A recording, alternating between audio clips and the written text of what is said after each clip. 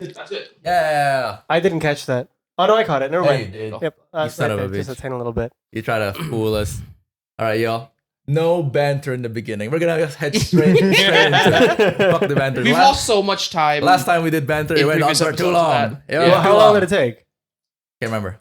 Like 10 minutes. 10 minutes. Yeah. Wait, tell me more about that. How did you... Anyway, y'all, welcome back to the Totally Normal Folks podcast. I'm your host for this episode, Arya, and of course, we got our co-host Dan, and finally back, missing from last episode, Satya. Hey. And as special guests today, we got the movie man himself, Pipo, aka Woodcock.tv.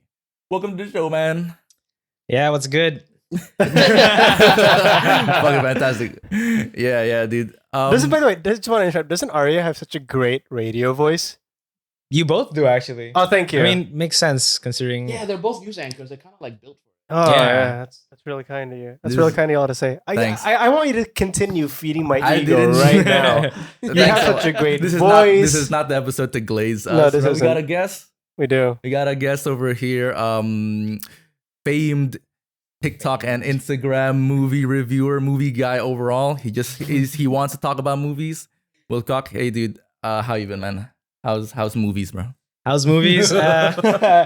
Is cinema back, bro? Is it? Is cinema back?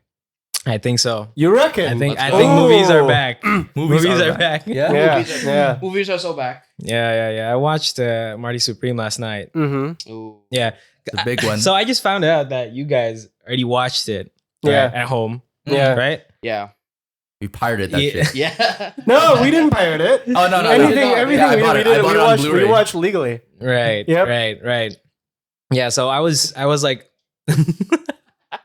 So I- please go on. Yeah, I saw on like my Letterboxd, like all my friends, they've seen it, right? Uh-huh. I was like, bruh, like I gotta see this, but I want to see it on the big screen. I want to see it with a crowd. Yeah. Right. Yeah, because like I think I just had a feeling that it's a movie that you should watch with a crowd, with For with sure, your for sure. friends and stuff like that. So I've been like holding myself to not watch it, right? Like, Okay. Mm. and then I watched it last night, even though I got an invite to watch it today, right? Mm. And the big studio in Stadium, the GI, CGV Uh-huh. Oh. right? But I passed on that so I could like watch it yesterday so I can prepare for this podcast. Ah, No. dude, Right, look yeah. at this What a guy. guy. and I just Stand-up guy, man. and I found out that you guys already seen it at home. Like Yeah. he's like, these are fake cinephiles. Bro. No, they're watching at home. We didn't see it at home. We saw it somewhere. Right. Yeah, nobody could okay, prove, yeah. Okay. Yeah. Yeah. Home Yeah. I have a friend at 824 who was like, you know, Yo. who was a big fan of the Yeah. podcast and was Yeah, able like- to lend me a Lend me fully a legal copy. copy. Yeah. Yeah. I didn't even Right, watch it. right, I had a right. guy just transcribe the whole movie to me, like via like just like voice call. But anyway, Yeah. Yeah. I kind of skimmed over this, but for those of you at home, for those of the audience at home who don't know you, give us who don't know Woodcock, tell us a little bit about yourself, buddy. Okay. I'm People from Woodcock TV, and I talk about movies. Ain't that the best? Yeah, ain't Wow. that the best? Yeah. That's a good way to describe it. But like I found you organically Oh yeah. on the FYP. For real? Probably before we did like TNF, kind of just scrolling, and then I found maybe I can't remember what video it was, but like you just had such a kind, because you always start your videos like, hey chat, and I'm like, yo, this is my guy. Yeah, and He's speaking my language. he's speaking my language. Like, Right. Yes. Right, yeah. and you're pretty big on TikTok. You're pretty big in the Jakarta cinephile circles, you know. Real. So that's what we're going to want to talk about today. We're talking about movies. We're talking about 2025 movies specifically. We're talking about Oscars. We're talking about Indonesian cinema. And we're hoping to have this episode released before the Oscars, right? Yeah. When is the Oscars again? Is it March? The middle March of March. 16th? March Something like 15th, that. Okay, yeah. 16th? It's now the Yeah. 21st of February, so we have approximately This is going to be the hardest I ever work on an episode. Gotta get it done. three and a half weeks before. You're There's saying- a hard deadline for this one. I've You're never had saying that you're before. saying we Right. as if we also participate in post production, which we don't. No, you're right. Yeah, Daniel. it's all up to him. It's all up to him. You got this. You got this. Don't worry, I'm good. I'm totally he's got fine. this. He's got Yeah. this. If you're watching this, you'll know if he made it or not. Yeah. But anyway, 2025 in movies, you guys. Yeah. Years, we close out the year. The Oscars coming up. We know the nominees and everything. But a lot of movies came out. A lot of good ones. A lot of stinkers, as usual. What were the stinkers? We'll get to that. Okay. But we want to start on a more positive note here, and I want to talk about what each of our individual. I'm doing a Letterboxd thing now. Our 4 favorites of the year. So basically, this is like, it doesn't have to be movies that you watched in 2025, in the year 2025, but it needs to be movies that were released in 2025. Released in 2025. Yeah. Right.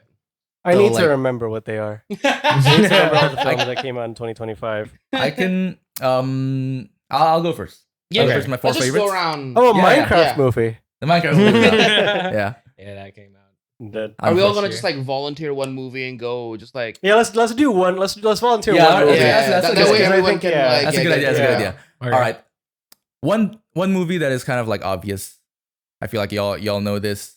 It's a crowd pleaser with critics and also just like general movie going audience.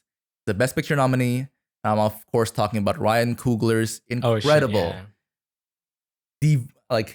incredibly devoted, super passionate ode to Black history, Black music, the blues, Sinners. Yeah. Sinners. Starring What a Michael B. film. Jordan, What a film. Michael And A. Michael B. Jordan. And Mike, There's Michael A. and Michael B. It's crazy. They got both of them Michael in the A same and B. movie. That's crazy. Yeah. But like Sinners, definitely on one of my 4 favorites. What about you guys?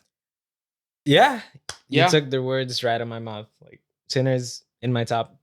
It's been in my top. Like it's been fluctuating around like top 3 movies of Yeah? the year. Yeah. It's always been in the top 3. Yeah. Ever since this came out, I think maybe it fell off like a bit to the 5th spot maybe, but it's always been in my top 5, top 3. Mm-hmm. Yeah. Mm. Well, what really stood out for you in that movie, man? Again, as you said, I think it was the passion. It was just the blend. It's a genre film, right? Mhm, yeah. It's a Mhm. genre Yeah. film. But he made it like it's a. Are we allowed to talk about spoilers here? Yeah. So what we're gonna do? We'll talk about spoilers. Most of the movies that we'll talk about right now will have spoilers. Yeah. And don't worry, we'll have like spoiler time codes so that you can skip. We're gonna talk about Sinners. Anytime a movie comes up, there's going to be spoilers. So Sinners spoilers here. Skip to this time code if you want to skip it. But go ahead. Spoiler time. Yeah, it's like it's a vampire movie, right? Yeah. Yeah, but then he used that and he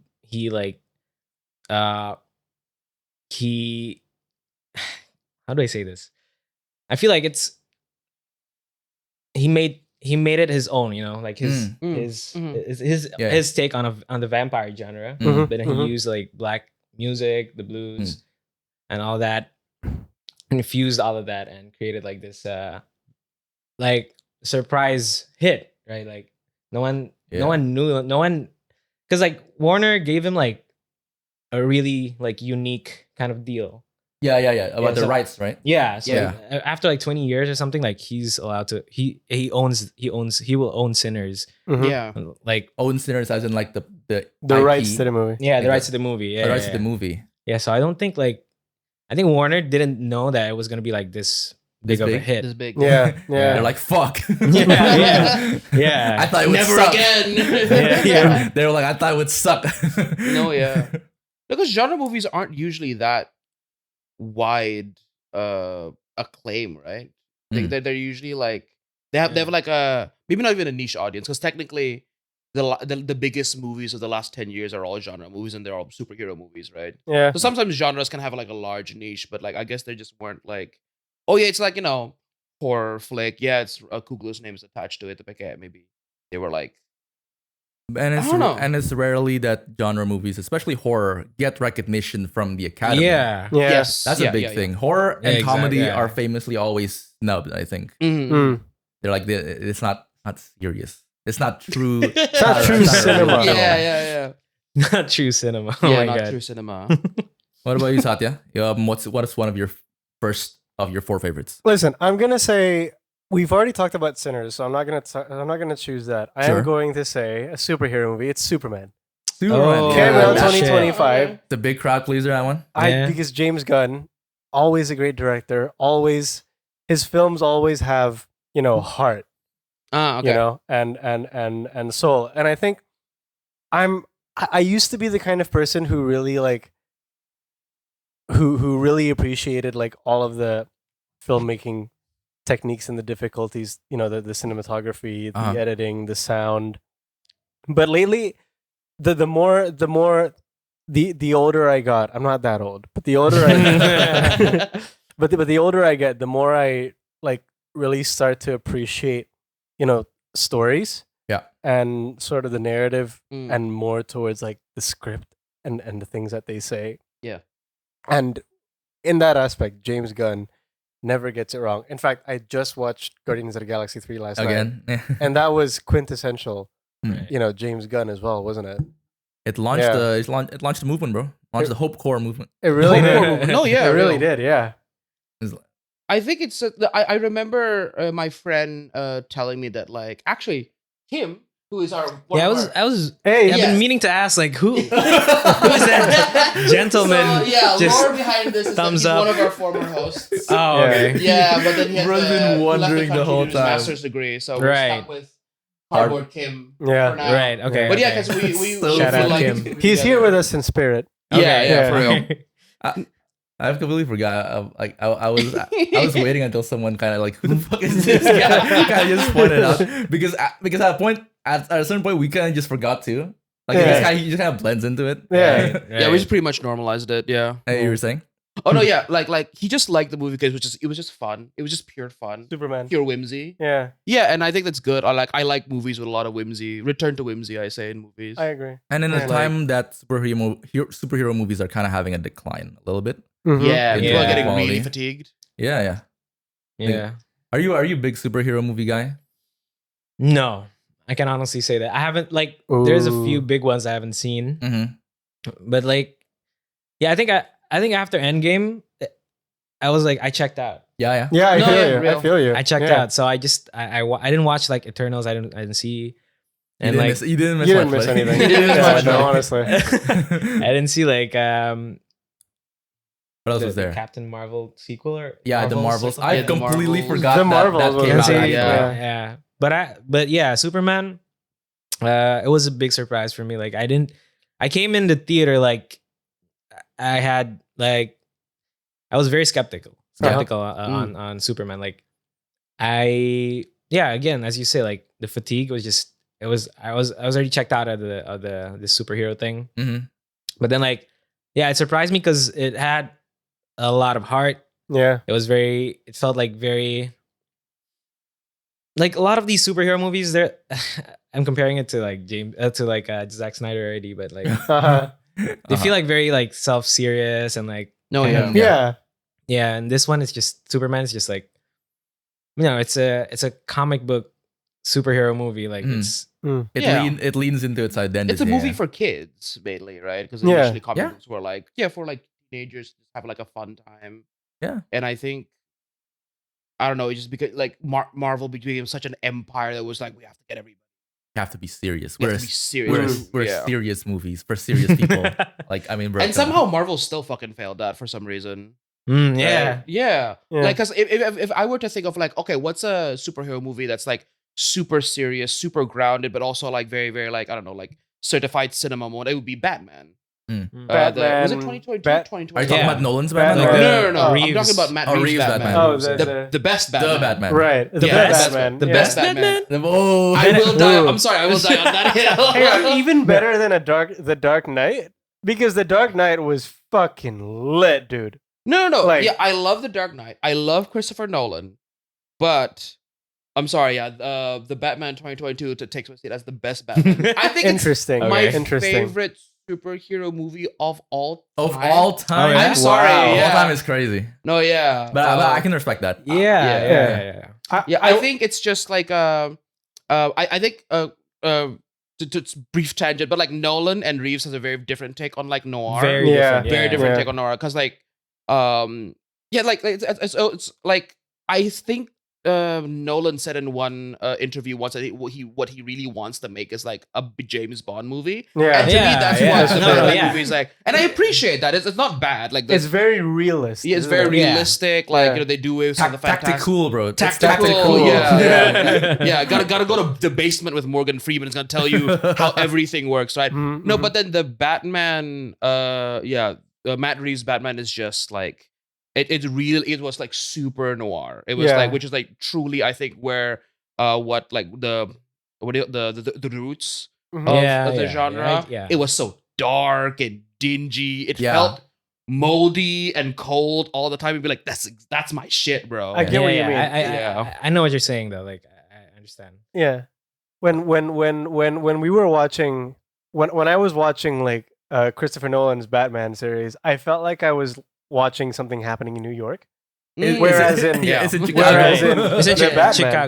Chicago. Sorry, like a lot of the establishing shots are Chicago. Exactly. Whereas in like the Batman, I felt like I was in Gotham City. Yeah, you know what I mean? Yeah. Because they did some really like clever CGI where they shot in like Edinburgh and like Glasgow. They shot in London. Oh, shit. Yeah, and then what they did was like they would also shoot in places like like New York and stuff like that. But then they would like CGI all the buildings in the background to make it look like super extra gothic, like add a bunch of gargoyles everywhere. It was a lot of rotoscoping, right? Yeah, a lot of rotoscoping. Very interesting. Yeah, and not to also mention the score by Michael Giacchino was also like amazing. It made it really feel like ugh.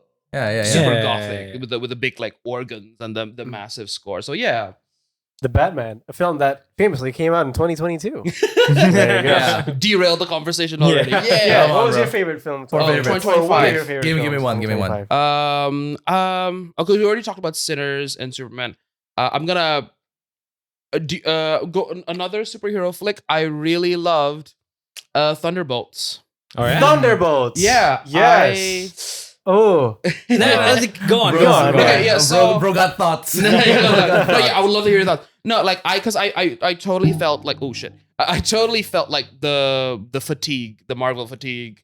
Mm-hmm. I watched just everything post Endgame was like super meh. Like I think the only thing that stood out to me was like No Way Home, but then I hated Multiverse of Madness, not Raimi's best flick. Ugh. And then Eternals, like Marvels and Captain Marvel just kind of sucked. I really wanted to like Black Panther 2. I found it super meh. When did that come out? 2024? 2024, 2024. I think, yeah.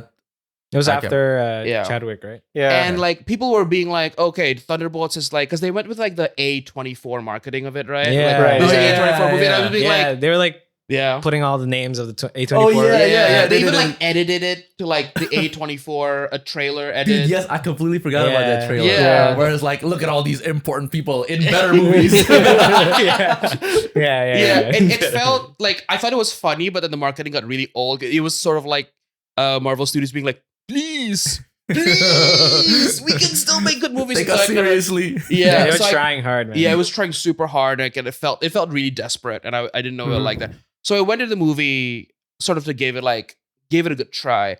And it was it really took me by surprise because I really was expecting like it had none of like the usual Marvelisms, like the really like the constant flow of comedy. Right, just like the like the world ending stakes because like it's very personal. Up to like this, like the 45 or like the 50-minute mark of that movie, they're still just in a cave talking to each other and being like, that's my shit. In a cave. Like, small stakes, very character-driven plot points, like lots of trauma. I love it when people get to like talk about like trauma in like super weird genre ways. And also like I think Marvel has like a third act problem these days where it's gonna be like, we are going to make the world end somehow, and then we're going to cancel the world ending, and then we're going to go to the next movie, and somehow everyone's going to still pretend that the world is normal. Right. That, and like, I think they just like, it becomes a crutch where they like, we're going to pour so much budget into the third act, and and then the writing usually kind of suffers, right? And then for Thunderbolts, they really like narrowed down the scope where like you think you were gonna get like a massive like world ending thing, like with like all the people like getting like shadow vanished or whatever.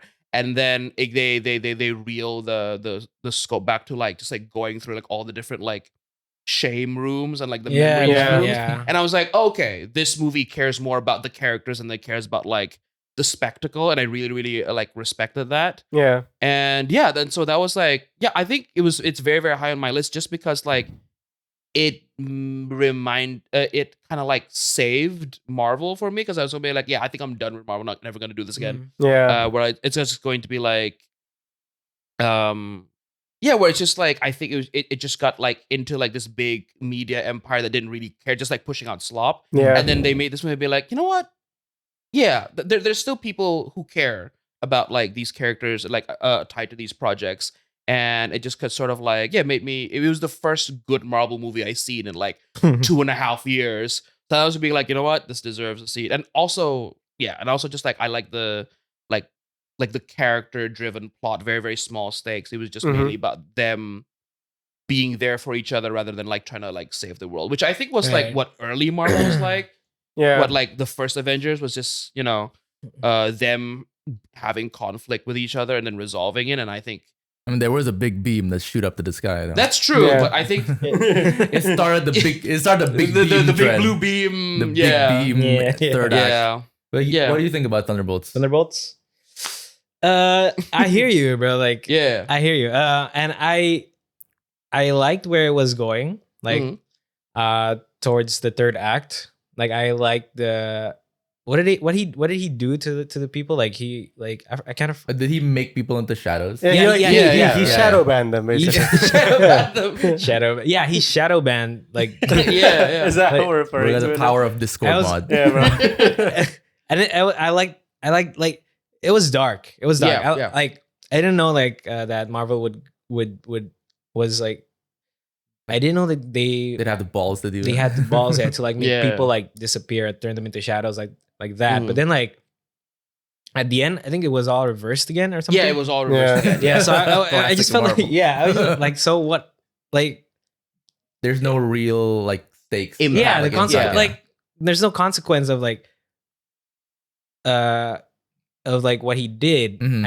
I think Mhm. I don't know. I might be like No, misremembering no, things. I totally get where you're coming from. It's like they kind of like reversed everything and be like, no, don't worry. Yeah, It's not exactly. that bad, guys. Everyone's Yeah. okay. Everyone's Yeah, okay. Yeah. that like I didn't like that. I also didn't really like know what the point of having like Sebastian Stan there was. Like, He's there for He- vibes. he's there. He's There's there for like different that a set piece on the road, right? Yeah, Like, Yeah. Yeah. It was a badass scene, yeah. But like it is, yeah. his character was like, You think he didn't have enough time to like gel with the rest or like have it? yeah, like yeah. He didn't. 'Cause have- he was in Brave New World, right? Yeah, it was Yeah. Yes. yeah, Brave New World, Yeah. yeah. Unfortunately. yeah. Oh yeah. Oh yeah. It was a very small like. One scene. Yeah. Yeah. Yeah. It was kind of like he came off like. Yeah. Yeah. with the voice. Isn't the joke that like Sebastian Stan is famously underused, where like he only shows up in movies for like 5 minutes at a time? Right. Yeah. Yeah. The glorious 5 minutes. Yeah. I will. You know what? I will disagree with you slightly on that point, because like I love Sebastian Stan's presence there as like the misfit that everyone kind of grew to love. Mm, And this was a movie about like all these misfits that right. people have to grow to love. So he's kind of there as like a mentor figure, I guess, for all of them. Yeah. I will still say that like he was still like criminally underused. And so being like, I think if he had like, I don't know, just like more time to like talk and like like connect with these people, it would like make for a better thing. But like, Yeah. I think I think Sebastian Stan was just kind of there because like they needed like someone to like show them an example that like, yeah, it's okay to be like little shits and like throwaway heroes, basically, right? Because he was kind of like a throwaway hero. Well, that's my perspective. What do you guys think? I just love seeing him there. He always has like a good screen presence, and I think it works because he has kind of like the same. It parallels against like all the rest of them. Yeah. Even though like there are some underused heroes like Taskmaster fucking dies. Yeah. Oh yeah, that literally the first what the fuck? scene. Yeah. But Yeah. like And she was in I so can- much of the marketing too. She was in the Yeah. posters. Yeah. She was on the Wheaties box. Not the Wheaties box. Yeah, it's Anyway. Not pretty the shot. Wheaties box. Spoilers, by the way, if you haven't watched Yeah. Thunderbolts. I really don't know how we're gonna navigate this. It's gonna be Basically, impossible. We're just if you hear us mention a movie, it's gonna get spoiled. Yeah. Yeah. You Yeah, may as well I just think- skip all the way to the end. Yeah, yeah. To the bit Yeah. where we say thank you for watching. See you tomorrow. We're gonna have a list Yeah, of just movies List down all the Yeah. movies we- that's Yeah, going to yeah. be spoiled. Yeah. yeah. Anyway, this is taking quite a while. So I'm going to put in my 3 other favorites. Okay. All right? Okay. My Sure, three go on. favorites. Okay. Go. Just Taking a while. I said Sinners. Mm. I also really like Wake Up Dead Man. Oh, that was great. Okay. Yeah. I don't Fantastic. know. I don't know why it's not nominated at all for anything. Mm. Did not make the cutoff. I don't understand. Maybe it was just like straight up snubbed. But I thought it was great. I think it's probably, for me, definitely better than Glass Onion. It Mhm. might be like really up there with the first one. Mm-hmm. Josh O'Connor is a force of nature. Hell yeah. Fantastic actor. I loved him in Challengers. He was even better in this. Yeah. He really encapsulated that Catholic guilt. Yeah. And honestly, the best advertisement for Catholicism you can ask for. You know, I was finished watching that movie. I'm like, I want to go to a church right now. Yeah. But anyway, Top 3 Catholicism movies of all top time. 3. Bro. Up there with Conclave. Conclave and Other movie. Silence. Silence. I thought you were gonna say Silence of the Lamb. Yeah, no. There's Yeah. I Catholicism didn't there. know that was a Catholic movie. Catholic movie. Yeah, Sinners, Wake Up Dead Man. I also really liked Weapons. Weapons. I was a Weapons. big That's fan a of banger. Weapons. Weapons Yeah, is yeah, yeah. fantastic. Fantastic. I don't usually go for Banger. horror movie, but Mm. that was a really good one. Yeah. Mm. It was kind of like it had like a comedic twist. Yeah, in the the payoff end was there. amazing. But like Yeah, the yeah, payoff yeah, was yeah. great. It was super scary. The scariest scene of the entire movie didn't even have any jump scares. I'm talking about the slow one shot from the house towards the car. Yeah, I remember Right. that. Oh Right. my The god. car. Shit, Yeah. yeah, when she was sleeping. That was honestly Yeah. the fact that it didn't cut, it just followed. It was Yeah. a masterclass of like tension. Hmm. I agree. Yeah.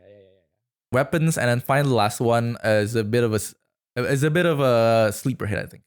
Wait, before you continue, did you watch Weapons in theaters? Yeah, I did. I did. Did you guys have that experience of like everybody audibly gasping? Everyone was gasping when they entered the car. When like you hear her open the car, like, and everyone's like, Yeah. Oh my yeah. god, dude. That was so shivers. Absolute shivers. so good, Hell so of an good. experience. Yeah. Last one for me is probably, it's really a toss up between Kokuho, which is a movie about kabuki theater actors, Uh-huh. and also The Ballad of Wallace Island, which I don't think any people Yeah, I haven't seen that. What No, is that? I I'm didn't know sorry. that What the I, fuck is I that? saw it. The Battle of what? The Ballad One of battle Wallace. after another. No. The battle. I need to Ballad of read up on Wallace this. Island. I watched it on the plane. Wow. And like it was just like, oh, this looks cool, I guess. So Basically, it's a 2025 movie. it's definitely 2025, I'm sure. Okay. It's a movie about basically this guy who's this recluse who lives on an island, and he invites his favorite indie folk musician duo to come by and give him a private show. It's funny. It's like that dry British humor. It's really touching and heartfelt, and has great music, and it has a lot of yearning, and I love yearning. Hey. Right. Past lives, mood in the mood for love kind of stuff. I'm gonna summarize it for you. Charles, who lives alone on a remote island, attempts to You're turn literally his just saying dreams what I into just said. reality by hiring his favorite musician, Herb McGuire, Yeah. to play an exclusive private Yeah. gig. Basically, if you like indie folk music, if you like yearning, if you like funny British humor, you gotta watch it. Yeah. Okay. That was my 4.5 favorites. Mm-hmm. Woodcock, take it away. 4.5. Give me your 3 more. Okay, so Sinners is up there. Yep. Okay. Mhm. Just listing them down. Yeah. Yeah. No, you can talk about it. No, it's okay. I mean, we already talked about Sinners, Yeah, right? My other 3, we have Resurrection. Have you guys seen Resurrection? Resurrect. That sounds No, familiar. no, I've not. I feel like Resurrection is a movie by this Chinese filmmaker, Mm. right? It was screened It was screened at Jakarta World Cinema actually. Oh, Oh, Yeah. it's horror. No. It's wait. It's not horror. It's not horror. Okay. Does the title sound like it's a horror? It movie? does sound like Right, it. right. Yeah. It's No, but- interesting. Yeah. So it's by this filmmaker called Begun. Okay. Mhm. Now, Begun is it's B-I. Why you laugh at that, bro? Right, yeah. Because it just sounds like be gone. okay. Yeah. I pronounce Okay. it. Yeah. And it's about so Begun is like notorious for making these like very slow kind of like just very slow movies Mhm. that seem to have like little to no plot. Okay. Yeah, and Yeah. very dreamlike in quality. Okay. And Resurrection, I think, is his most ambitious work. Really? He's trying to like talk about dreams and cinema as an art form. So the movie is set in the future where humans can't dream anymore. Mm-hmm. Okay. Yeah, and there's this. I might be like, I'm not sure like if I'm describing this movie correctly because like it's like a very Open to interpretation. open to kinda, yeah, it's very I experimental. see. So yeah, it's set in the future. Humans can't dream Interesting. anymore, and like the few humans that can, they're called like phantasmers or something like that. Uh-huh, Like yeah, uh-huh. and there's this, and they like there's this character, this woman who like who is like trying to preserve these like people, memory? I guess. Oh, Yeah. okay. Yeah, and like we go through like different stories. There's different it's almost like an anthology, like Okay, that's interesting. Because Yeah. she's going into Okay. like different people's like dreams Dreams, basically. movies, Oh, okay. yeah, that. Whoa. And yeah, it's just it blew my mind away. really. Yeah. Has Yeah, was like- it ever screened like for general audiences here? No, it was just in the festival. Just in the festival. Yeah. Oh, that's too bad. But I think you guys I think it's you can torrent it basically. Oh, yeah, yeah. Oh, no, Yeah, you yeah, mean yeah. you mean Not watch it that way, watch it not- completely legally? Yeah. Watch it completely Yeah, legally. only Yes. legally We- on websites that there provide are that service. many ways Streaming that you service. can do that. Yeah. So the Sinners, Resurrection. Yeah. Resurrection is like it's like I think this is how you do like a tribute or an ode to like cinema. Mm-hmm, Yeah. Mm. So the different stories that's in the movie is in different styles. Okay. Like Okay, that's interesting. yeah, like you have like German expressionism in the beginning, and then you got like film noir. Yeah. Oh. Like an ode to movies. Yeah, exactly. And then there's a bit of like a Koreeda kind of like movie in there too. And then the final bit is just like one of the most spectacular like sequences I've ever seen. It's done in one take for like Oh. We love a for like winner. Whoa. 30 minutes, bro. Like 30 minutes. 30 minute one. Yeah. Yeah. Jesus. Yeah. And then it just like ends. Mhm. Yeah. It's been like in my top 1 or 2. Damn. Interesting. In the The top whole two. year, yeah. Sheesh. Yeah. Okay. So Resurrection. Yeah, Sinners, Mhm. Resurrection. I want to say, Magellan. Have you seen Magellan. Magellan? Yeah. That's this year? Yeah. That was last year. Yeah. Oh shit. Oh. Yeah. No, I haven't seen Yeah. Magellan. It's also from Jakarta World Cinema. Oh, okay. Interesting. Yeah. That is a it's a foreign movie, right? Yeah. It's made by this Filipino filmmaker, Right. Love Diaz. Mhm. Right, Yeah. yeah. He's again like he's also like a notorious director for making like a slow cinema. Like Uh-huh. he made movies like his movies on average are probably like 4 hours long. Holy Whoa. shit. Yeah. Was this 4 hours? No, it This was one was like 164 minutes though. Yeah. So it's 3 hours. it's Yeah. very No. like almost 3 hours.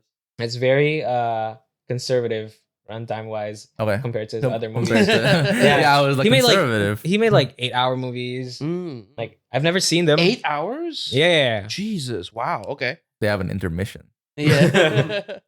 So he's just like this Filipino director who just doesn't give a fuck, and this is like his first. Wait, I'm not sure actually, but like this is in like the movie is talking about like Magellan, right? Yeah, Like, yeah. the life of Ferdinand Magellan, right? Yeah. Mhm. So it's his first like foreign movie, I think. I don't know. I might be wrong, but His like the sorry, film- not foreign, but like in foreign language. Oh yeah, Right, yeah. Is it in Spanish? It's Oh, in what? Spanish, yeah. Okay. Yeah. Spanish, Portuguese. Mm. So it follows this Ferdinand Magellan and his like his travels, particularly in like the Philippines, Okay. right? But it's done in such like in very Lav Diaz fashion. It's so slow. Like this guy doesn't really know when to cut, I think. Like but Someone needs to it's tell in him. a good way though. In a good way. Okay. Like, Okay. it's very patient, it's very slow. You get like these slow movies, man, like I don't know, I'm a sucker for them. Like Mm. I get hypnotized and it's like it like my conscious is like just like drifts like when I'm Like, watching them. You're in the movie. Yeah. Mhm, Yeah. mhm. Yeah. And Magellan is like, if you want to watch a movie about colonialism, Mm. I think that's like one of the best ones. That's interesting. Yeah. Okay. Okay. It's very raw. We do like colonialism. No, we're fans of colonialism here. In But this Not that way. No, no. Way. So what's your final favorite? Okay, my final favorite. Oh my god. It's a tough one. All right, Yeah. It's F1. Ooh. You say it's F1. I was gonna say it's a tough one. Oh, I heard it's F1. If you want to say F1, you're more than welcome to as well. Go on. We're gonna fill the sound by talking about something else here. So while you figure out the fourth one, just stop us and let us know. Like, hey, I figured out the fourth one. Okay. In the meantime, I'm gonna talk about my favorite subject, which is cheese. So there are many different kinds of cheeses from all around. You can cut them at any time. By the Europe. way. Yeah. You can Okay, just cut okay, me okay. anytime. I'm just filling the sound. Okay. That's why we don't have any dead air. Oh, he's got it. Oh, have you got it? No. Okay. Wait, let me check Letterboxd. I gotta check Letterboxd. So Why don't you there- tell us your other favorites instead of talking some bullshit about cheese? Not waste run time. my favorite kind of cheese is cheddar cheese. I don't want you to talk about bullshit about cheese. So Sinners is one of them. By the way, this is no particular order. No order. No particular Sinners, Superman was the other one Okay. I thought about. And obviously Weapons is fantastic. Weapon. But again, I feel like we're missing we're missing a lot of like go on. He's got it. Give it. Wait, are you like? I'm good. No. You give it a You go. go Yeah, first. it's all You go yours. first. Okay, because I have only one spot left, Mhm. right? I'm gonna have to say maybe one one battle after another. One battle after another. Oh, we Yeah. know somebody. Are we? Buddy. Oh, so you have a take? I think we all have our individual opinions about one battle, but you go ahead. Okay. Tell me about it because I feel like I'm being gaslit by people who say like this is the best fucking thing since sliced bread. What? But, Yeah. Okay. You gotta tell me. You gotta Okay. tell me why why you love this. No, movie. no. Yeah. I understand. Like, I think one battle after another is like, PTA is like one of those directors who I just like grew up with kind of. Uh-huh. Mm-hmm. And I watched a lot of his movies and I saw his like progression, right, as a filmmaker. Okay. Well, at least his like the past like the past decade at least, right? And I think one battle after another is like him doing this this very it's his most accessible movie. It's his most like entertaining. Really? Yeah. Most entertaining, accessible, and right. like fun and like pop movie, I think. Right. Interesting. Okay. I see. Yeah, Okay. yeah. And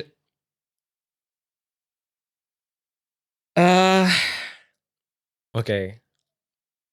Was it? Take your time. Doing great. Yeah.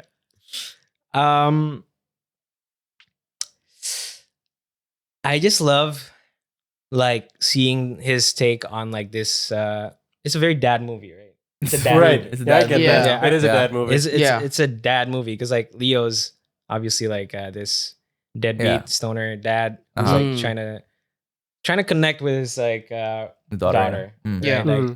Like, But I think it's just like this very uh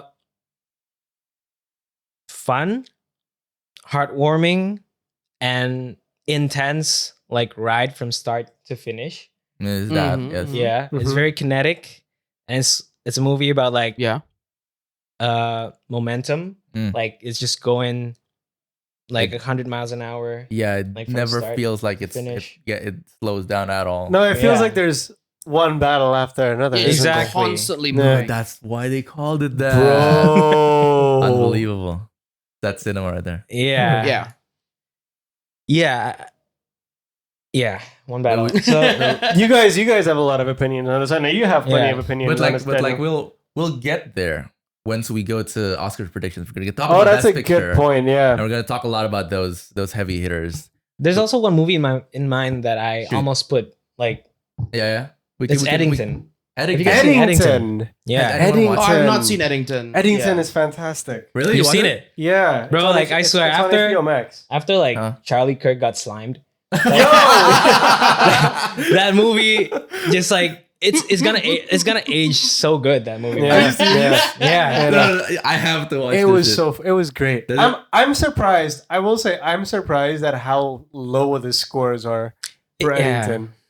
Given the story, and especially the powerhouse was Joaquin Phoenix and Pedro Pascal. Yeah. Oh, is yeah, it, yeah. Is it Yeah, the sheriff the movie, cowboy yeah. western COVID movie? COVID movie, exactly. exactly, Yeah. yeah. Ah. I gotta get About the I need to see sheriff this, and yeah. his mayor. They're Yeah. going at it. What does it have to do with Charlie Kirk getting slimed, bro? Oh, damn. no, we can't Stop, say stop, stop. anything. You Yeah, need to you know watch what? it. You know what? Yeah, I yeah, want to yeah. watch it. I want to watch it now. Yeah, it's so fucking good. All right. I promise. All right. Yeah. Oh, it's an Great. Ari Aster flick. Okay. Yeah. How did I not hear of this? What the fuck? It was Yeah. quite. I don't think it was marketed all that well. No, really, no. Oh. That's it. Yeah, it wasn't. Like, I think after Hereditary, like, A24 just basically like gave Ari Aster like the keys to their, I don't know, like they just You let him do whatever. Do whatever. yeah, Yeah. he can Yeah. do whatever he wants. So he made this like very weird like COVID movie. They let him do whatever he Uh-huh. wants, but they don't market it. Yeah. Yeah. I just remembering not being able to finish Beau is Afraid because that movie was too fucking weird. Bo was afraid. Yeah. That movie was Yeah. really like, okay, not for me. Not for maybe it's someone out there. This is their freak. This is not for me. Thank you. Mm. That's fair. Yeah. My Go fourth on. film. You said Sinners, Superman, Weapons. I don't know if I want to put weapons on there actually. Okay. But I'll keep it on there for now. Sure. The final one, Eternity. Okay. Oh, Yeah. I've not seen that bruh. movie, but go ahead. Eternity Yeah. is fantastic. I It love- tells the It's story great. of Yeah. it tells a story. If you want to say spoilers, don't worry about it. Just go ahead. No. It tells a story of a woman who dies Uh huh. and she runs into Her first love. her first love in heaven. Okay. Oh, and her husband, right? And her Yeah. husband. Okay. Yeah. And Yeah. now she must decide who she selects to live for eternity, the rest for of the eternity. Yeah. eternity with. And I will say this: like, first of all, I find it interesting how there's no heaven or hell. It's literally just you're dead. Now Yeah. you go here into the next phase of Yeah, your yeah, life. yeah. Everyone gets their own A afterlife. very Everyone gets their own creative life. interpretation. You get to choose. Don't worry, you get to choose. But then that's it. You can't Yeah. go anywhere else after that. And I Yeah. find that such a fantastic. Except concept. spoiler, Yeah. she does. Hey. No, she doesn't. No, it's okay. Don't It's worry. all good. It's all good. I'm pretty sure I'll still be No, able no, to it's a appreciate spoiler, the she does, yeah. filmmaking. Like, Yeah. But it says a lot about. I think to me what made it so special was Mhm. was not just the cinematography, but the fact that it spoke volumes about the reality of relationships and marriage. yeah. And I mean, you've been with your girlfriend. Sorry, do you have a girlfriend? Do we want to Is a establish? girlfriend Yeah, reveal? yeah. It's Okay. fine. It's fine. You can talk about that. Yeah. Okay. Yeah. great. Woodcock girlfriend reveal. World Cup girlfriend reveal. There you go.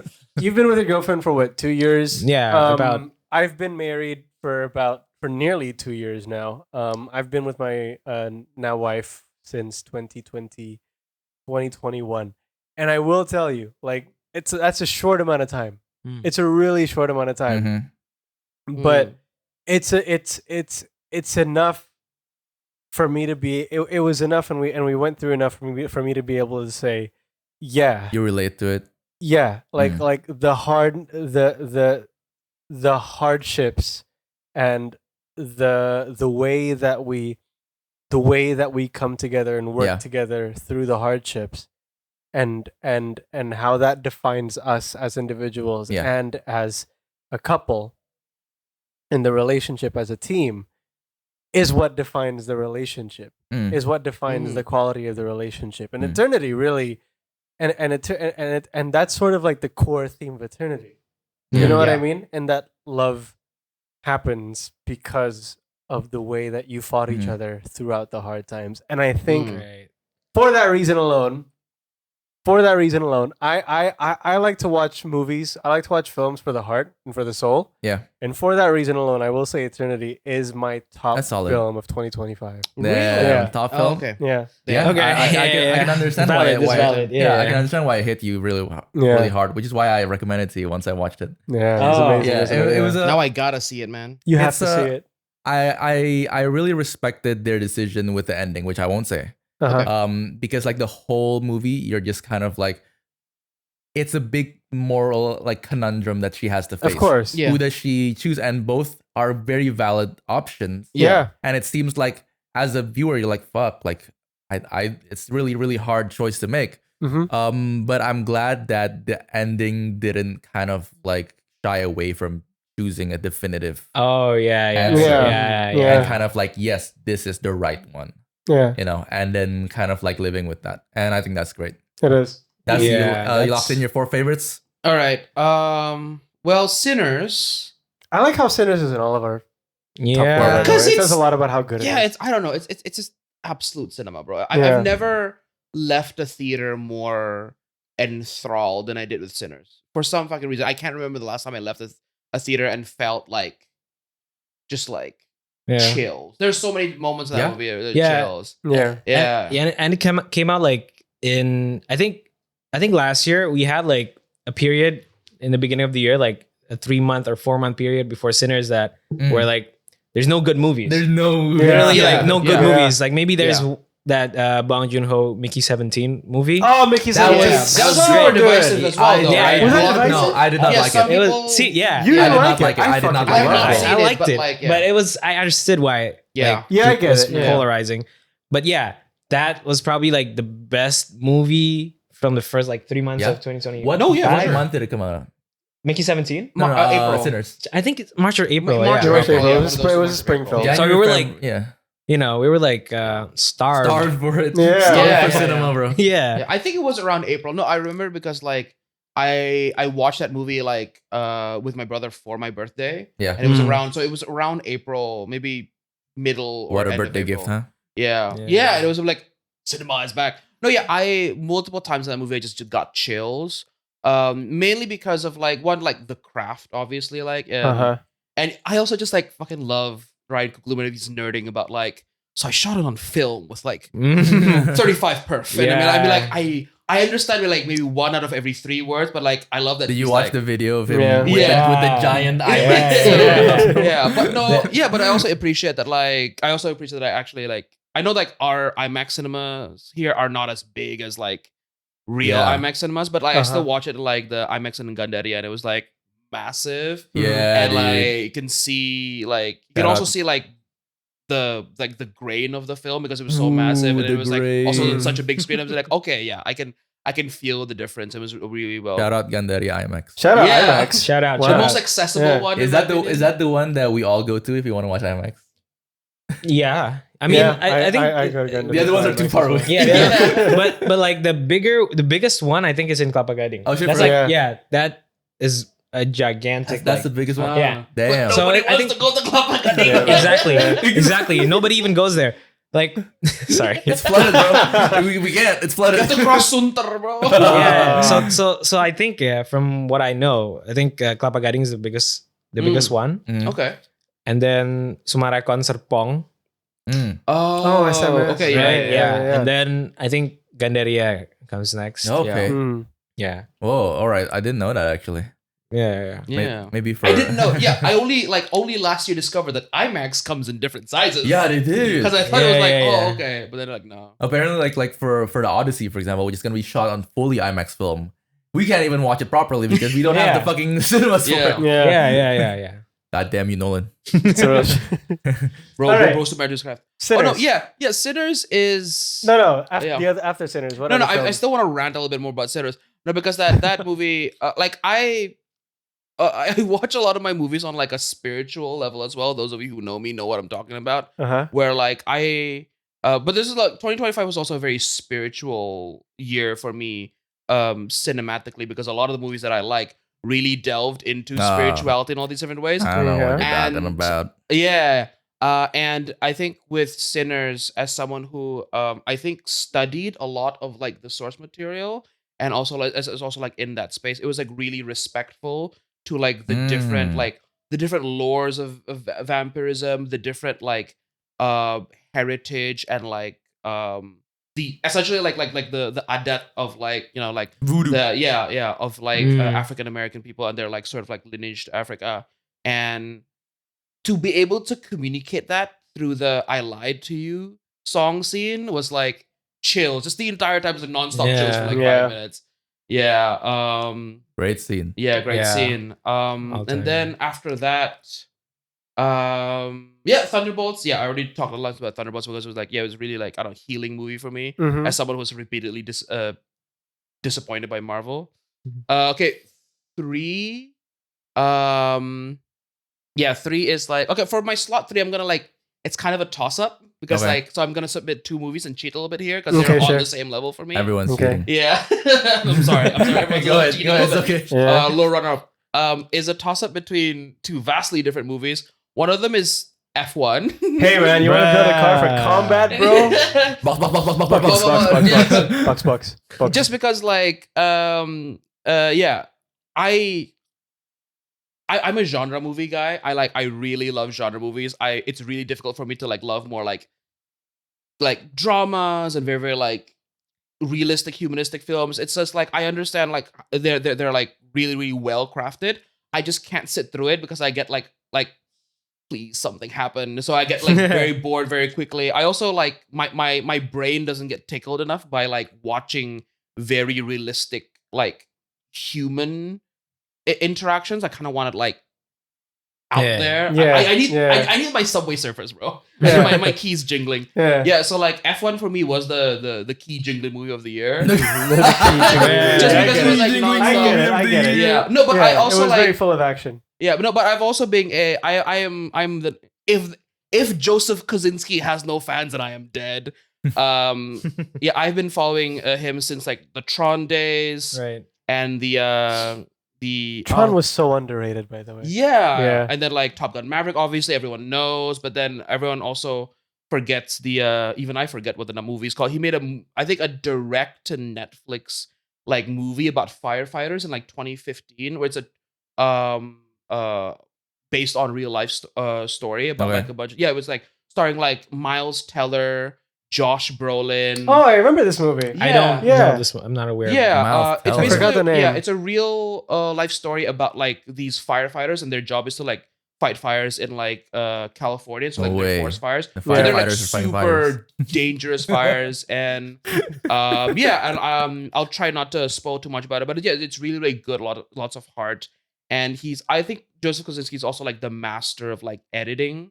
I watched like the behind the scenes of like F1 and how they had at some point I think like 7 different cameras all shooting one take, and I'd be like, insane. I'm just like, as someone who's like like makes a living editing, I just can't imagine the editing bay of like 7 different tracks, and you have to make that make sense and like one very clear like momentum to like keep through.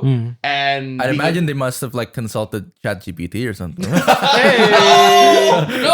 What's the best way to edit this movie? Right. Yeah. Hey, you know what else Joseph Kosinski made? What? Twister. He made Twister? So he made Twister. Twister with Glenn Powell? Twisters? Twisters, yeah. Was it produced? He was. Oh no, sorry. It was based on a story by Joseph Kosinski. I apologize for that. Interesting. Yeah. Okay. Very that had a very like a story by Joseph. Story by something that he told to his friends. And Oblivion too. Oh no, yeah, Oblivion, which is one of my favorite movies of all time. Actually, I know it's not that great, Oblivion, I Tom understand. Cruise? I'm well aware of its flaws, but like, What was wrong with it? I don't know. A lot of people think it was like, oh, very, very like it didn't say enough about. Yeah, because sci-fi has always been about like you have to say something profound about humanity, and like I think that really like like Space Odyssey or Interstellar did that, and I feel like Oblivion was like didn't really go that deep, and I don't fucking care. The soundtrack is by M83 made me feel chills the entire time. Yeah. Right. And it was about rebellion, and I fucking love Yeah, rebellion. I love bro. that. Arya's telling me to yeah. No, okay. Quattro. My my other He's an old bitch. I'm so sorry. Well, we've already talked about this movie a little bit. It's Wake Up Dead Man. Okay, Right. Again, right. like spiritually, like I grew up in like a church, and I grew up in a church, so I kind of like it felt all very, very familiar to me. All the different like nuances, like everyone knows that like the different character archetypes of like the different like suspects, right, are all like very, very realistically like so like I really appreciate Ryan Johnson for like really, really like paying attention and doing his research when he did that, like and like addressing the different problems of like why a church can be fucked up, but also like why a church is like a really good place to like find human connection and uplift one another. Again, Judd, Pastor Judd, incredible role. Love Daniel Craig as Benoit Blanc as always. And Benoit Blanc. Moving on through this as quickly as I can. This man has been murdered. This man has been murdered. Unalived. Unalived. This man has been murdered. Go ahead. Yeah. I think my top movie of the year. Ooh. So this is the top movie of the year, which is funny because I only saw this movie 3 days ago, and I was immediately like, oh yeah, cinema. I know. What you're gonna say. Yeah, it's Hamnet. Oh. Yeah. Yeah. Which, Okay. Yeah. I've seen it. Yeah. It's it made me tear up, and I haven't teared up in a movie for ages. Yeah, I think maybe I'm gonna save some of this for like the Oscar discussion later. Yeah. But again, like I think even though it's not explicitly a spiritual film, a lot of that movie has that very spiritual, very much magical realism to it. Yeah, very much so. Yeah. And the interesting thing about it is that like it is also like very, very accurate, I think, to how like spirituality and like paganism would have worked and still does work in like in that time of like England and like until now. Like I spent a lot of time around like pagan and like witchcraft circles, both in like a research capacity as in a personal capacity, and a lot of this movie really pays homage to like how they think, how they live, like the character of like Agnes, incredible role. Jessie Buckley, shout out. Yeah, So good. yeah, she really did well. And even like who's the actor who plays the main one? I can't remember his name. Paul Mescal. Yeah, Paul Mescal. Yeah, Paul Mescal, I think, played William Shakespeare at like the most nuanced portrayal, because a lot of people like to portray like, oh yeah, he's a genius auteur who's kind of like, you know, a charming asshole, or like a genius who's so focused on his art that he's kind of like, you know, forgets everything about it. And there's bits of the plot that kind of address I see that. what you're saying. Yeah, but I really Like he's still a decent dad. Yeah, like he loves his kids. Exactly. Like so much of the movie is establishing his dynamic with his wife and his children.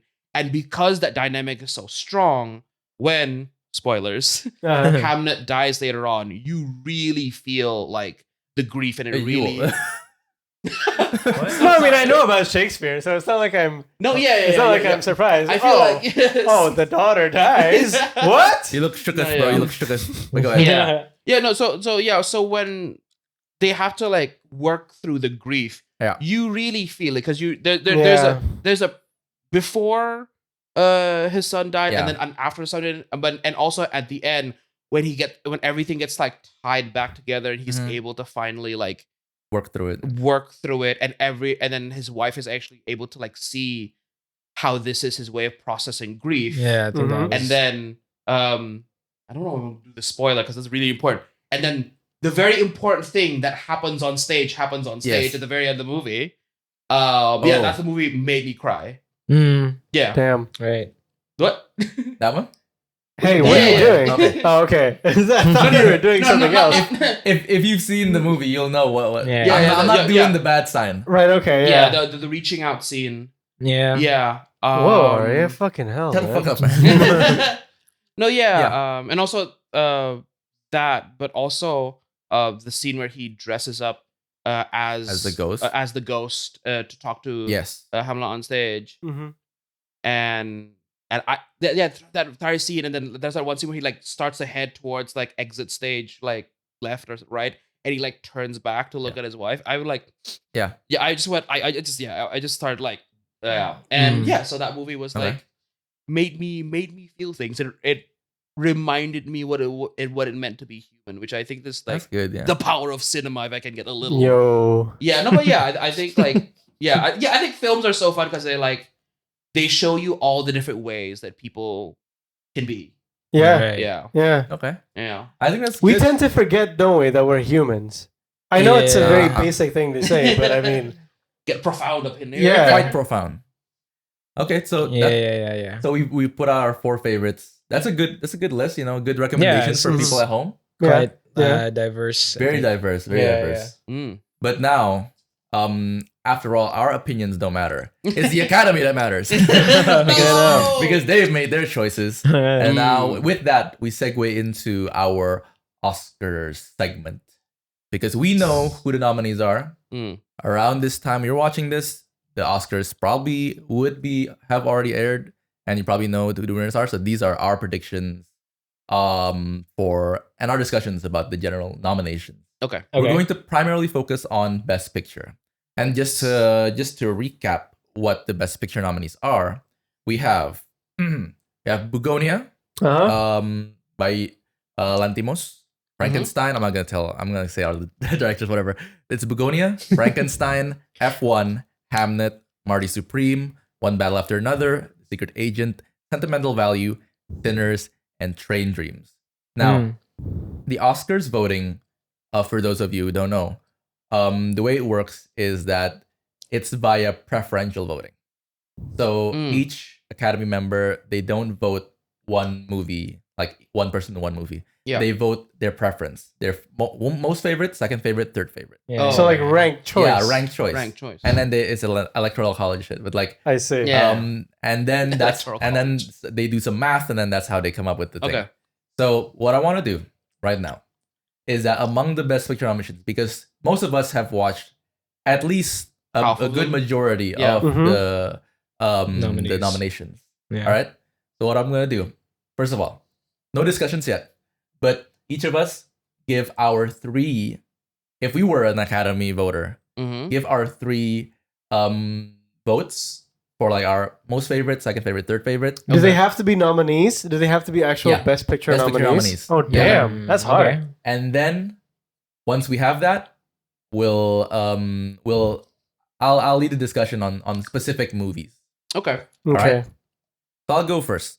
This might be I don't know, it's controversial, but like there's probably one question mark for my choice. Let's see it. My favorite, first favorite, I'm gonna put in Sinners. Okay. Second favorite, I'm gonna put in Hamnet. That did also really enjoy that. Yeah. Okay. And my third favorite, I'm gonna put in Train Dreams. Bruh. I knew you would do. I knew you would say that. Big Train Dreams hater over here, bro. But like, that was my 3 ranked. That was a very audible bruh. I know, right? I fucking hated it. Okay. We love controversy here. Anyone has their other votes yet? I do. Go ahead. I will put Sinners on my top rank. Yeah. I would then put, and this is kind of, this is hard. I would put Sinners on my top rank. I would put number 3 as One Battle After Another. Okay. And number 2, but only because these are the only 3 films I've watched. Dog, what? Actually, no, I've watched 4. Yeah, okay. I've watched Sinners. I've watched One Battle After Another. I've watched F1, and I've watched Marty Supreme. And I have to say this as an actual Formula One fan, I Oh didn't. my God. I like F1 for what it is, but I couldn't enjoy it because of what Because I know. you right? know, Okay. you know Yeah. too much. Yeah, Too and much. so for Right. that fact, I'll put Sinners number 1, F1 number 2, and One Battle After Another number 3. I watched Marty Supreme. I don't even want it on the list. Okay. Ooh. I Okay. do not- I agree with do him, not want it on the unfortunately. list. Okay. Yeah. I do not. I don't think it deserves an Academy Award nomination. People? Okay. You got yours?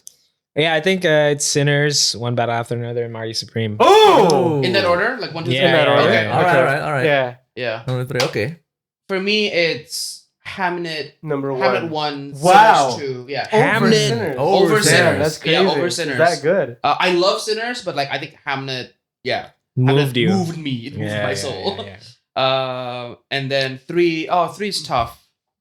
I think I'm gonna have to give it to F1. F1. Holy- Okay. Yeah, I'm sorry. Yeah, I'm not like we can get F1 into this Glazers later, in the but chat, like, bro. Yeah. I know it's not even that I think F1 is all that great.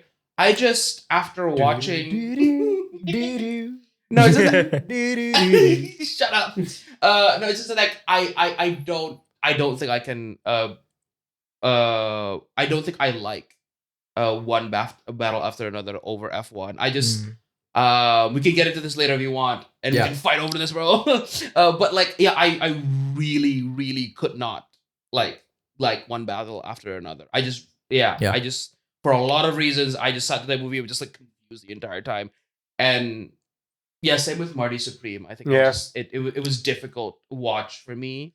But I will say that like I think I like Marty Supreme more than one battle after another, and I also like really see like the craft behind it. Mm. Mhm. And Yeah, Yeah. I'll say that about Marty Supreme as well. Okay. There's craft. What were you gonna say? We got all our votes in.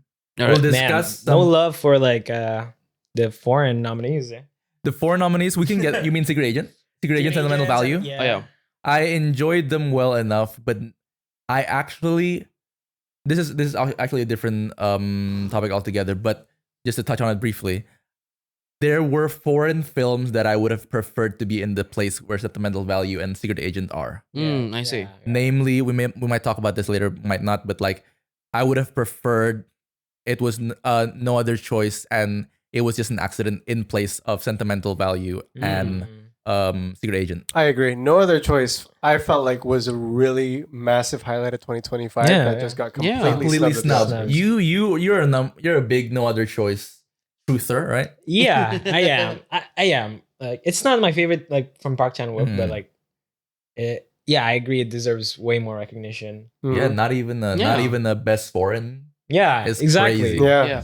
I haven't seen it, but like a lot of people that I know have seen it. They said like you have to go watch it. You have to go watch it. And so I'm like, oh yeah. So I know it's like good. Yeah. Like people whose opinions I trust. If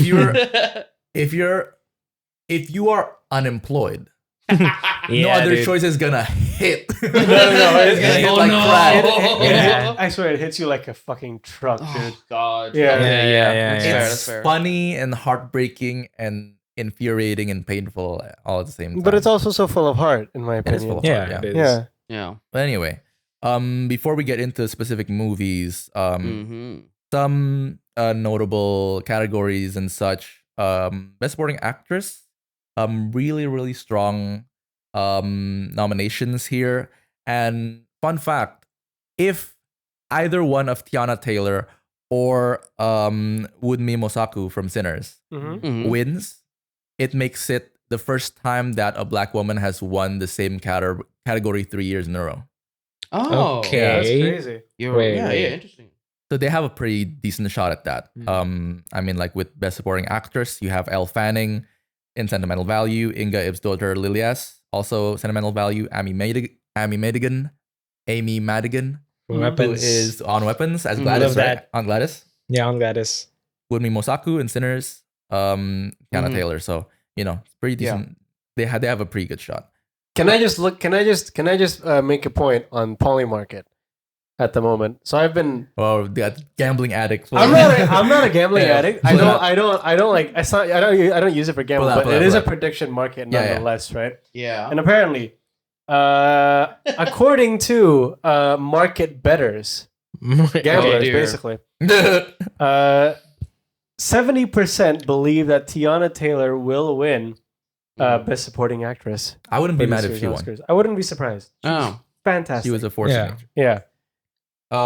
Other than that, surprisingly, although maybe not surprisingly, Golden is nominated also for Best Original Song okay. in K-pop Demon Hunters. Not surprising. Not at all. Not surprising at all. Why though? Along, Do you not along like it? with Golden, I don't. I mean, Yeah, yeah. sorry, you can go ahead. Yeah. Don't get me along wrong, with yeah. Golden in that category is also I Lied to You, which I feel like is the clear favorite. Okay. And then, funnily enough, I Lied to You, I agree. This is Yeah, this it's is not really any good. insight or whatever, but I just find it funny that there is a song called Train Dreams from Train Dreams. Yeah. Wait, is it by Nick Cave? I think It I is think so. Nick It's the one that Cave, plays in the end yeah, credits scene. that's by Nick Cave. Notable snubs for me would Okay. be Kokuho not being nominated for either costume design or production design, which I think it was completely stellar Right. in. It's only nominated in makeup, which is a shame. And then, as mentioned before, No Other Choice was completely snubbed, which A24 also, funnily enough, released like this. I don't know if you've seen it. Mm-hmm. Really funny billboard of like, whereas like usually when you submit a film, it's like for your consideration. Yeah. Uh-huh. But this billboard, it has the main character holding up the pot in that very famous scene, Yeah. Mhm. and the pot obscures the four, so it makes it sound like it's fuck your consideration. So I think that's a really baller move. Yeah. Hilarious. Going back to Best Picture nomination Yeah. discussion, Mm. can we open the floor up to talking about Marty Supreme? Because we've all just very recently talked about it, right? Okay. And as probably the one person in this group who does really fuck with Marty Supreme, I do. I So want. you fuck guys with- don't fuck with Marty You Supreme. fuck with Marty Supreme. I do. I fuck with it. I hard. want to hear your thoughts. Yeah, I do on wanna Marty hear your Supreme thoughts. first, and what made you like it.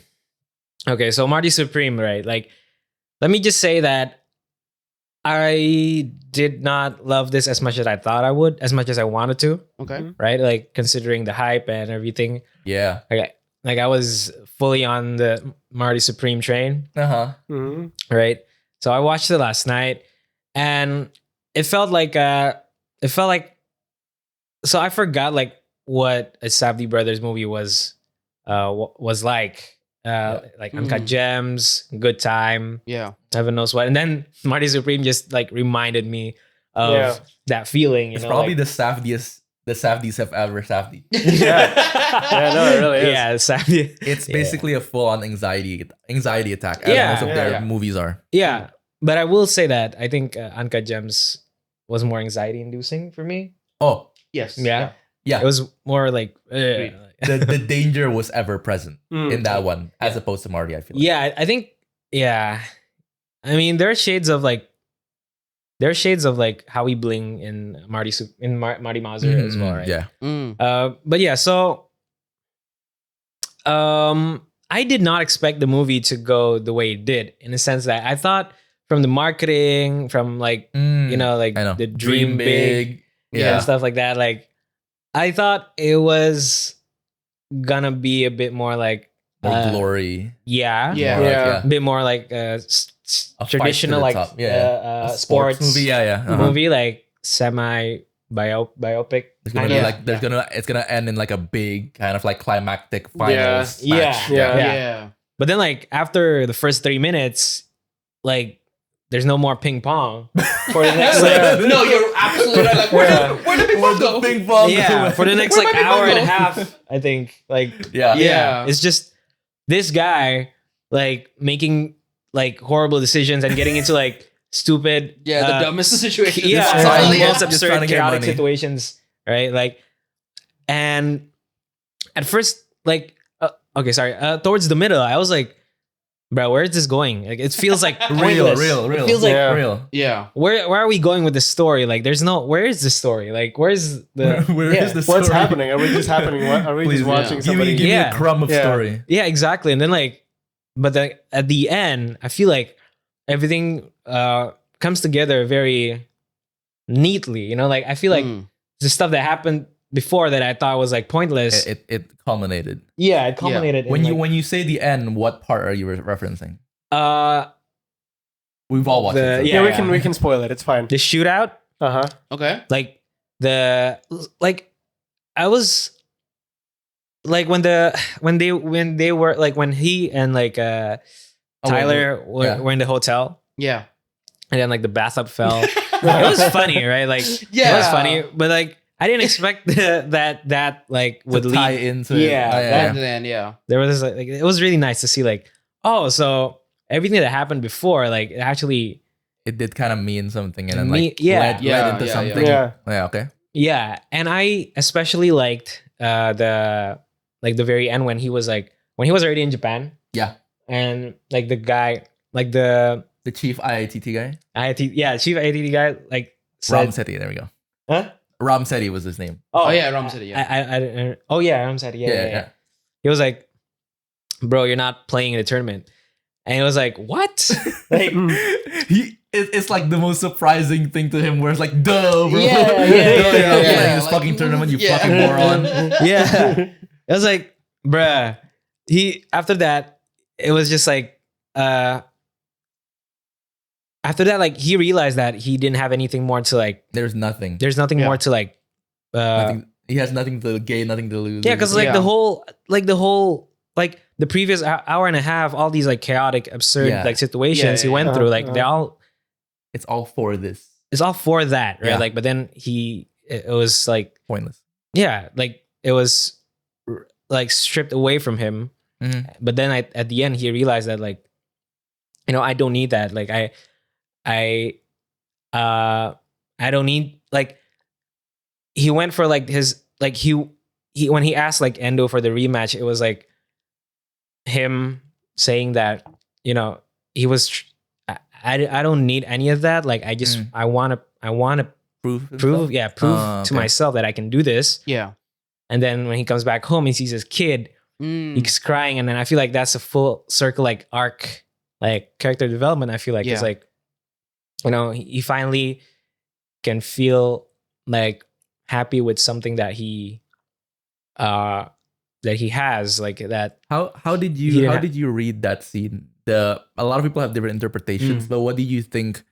What was your interpretation of that scene in the end where he was crying, looking at his baby? I feel like it's him like realizing that he didn't need to he didn't need all of the fame and glory. This was more important. I feel like that's what the scene was trying to say. Like, he kind of got obsessed over the ping pong. That became his entire life, and I think that scene was kind of being like, there are other things in life other than ping pong. Right? Yeah. I feel like that's just like a nice little like tie it up in a nice bow. For his character development. And I think that's interesting, because I feel like your enjoyment of the movie can really depend on how you interpret that final scene, right? Because it's a really pivotal point in his like character development. I'll say my piece about Marty Supreme, and then you guys can like chime in. To just get it out of the way first, because a lot of people have this misconception, and this is a wrong way, I think, to critique Marty Supreme. Just because like the main character of a movie is a bad person, is a piece of shit asshole, doesn't automatically make the movie bad. It doesn't make you a bad person for liking a movie with a bad main character. Let's just get that out of the way, because I mean, sorry. Go ahead.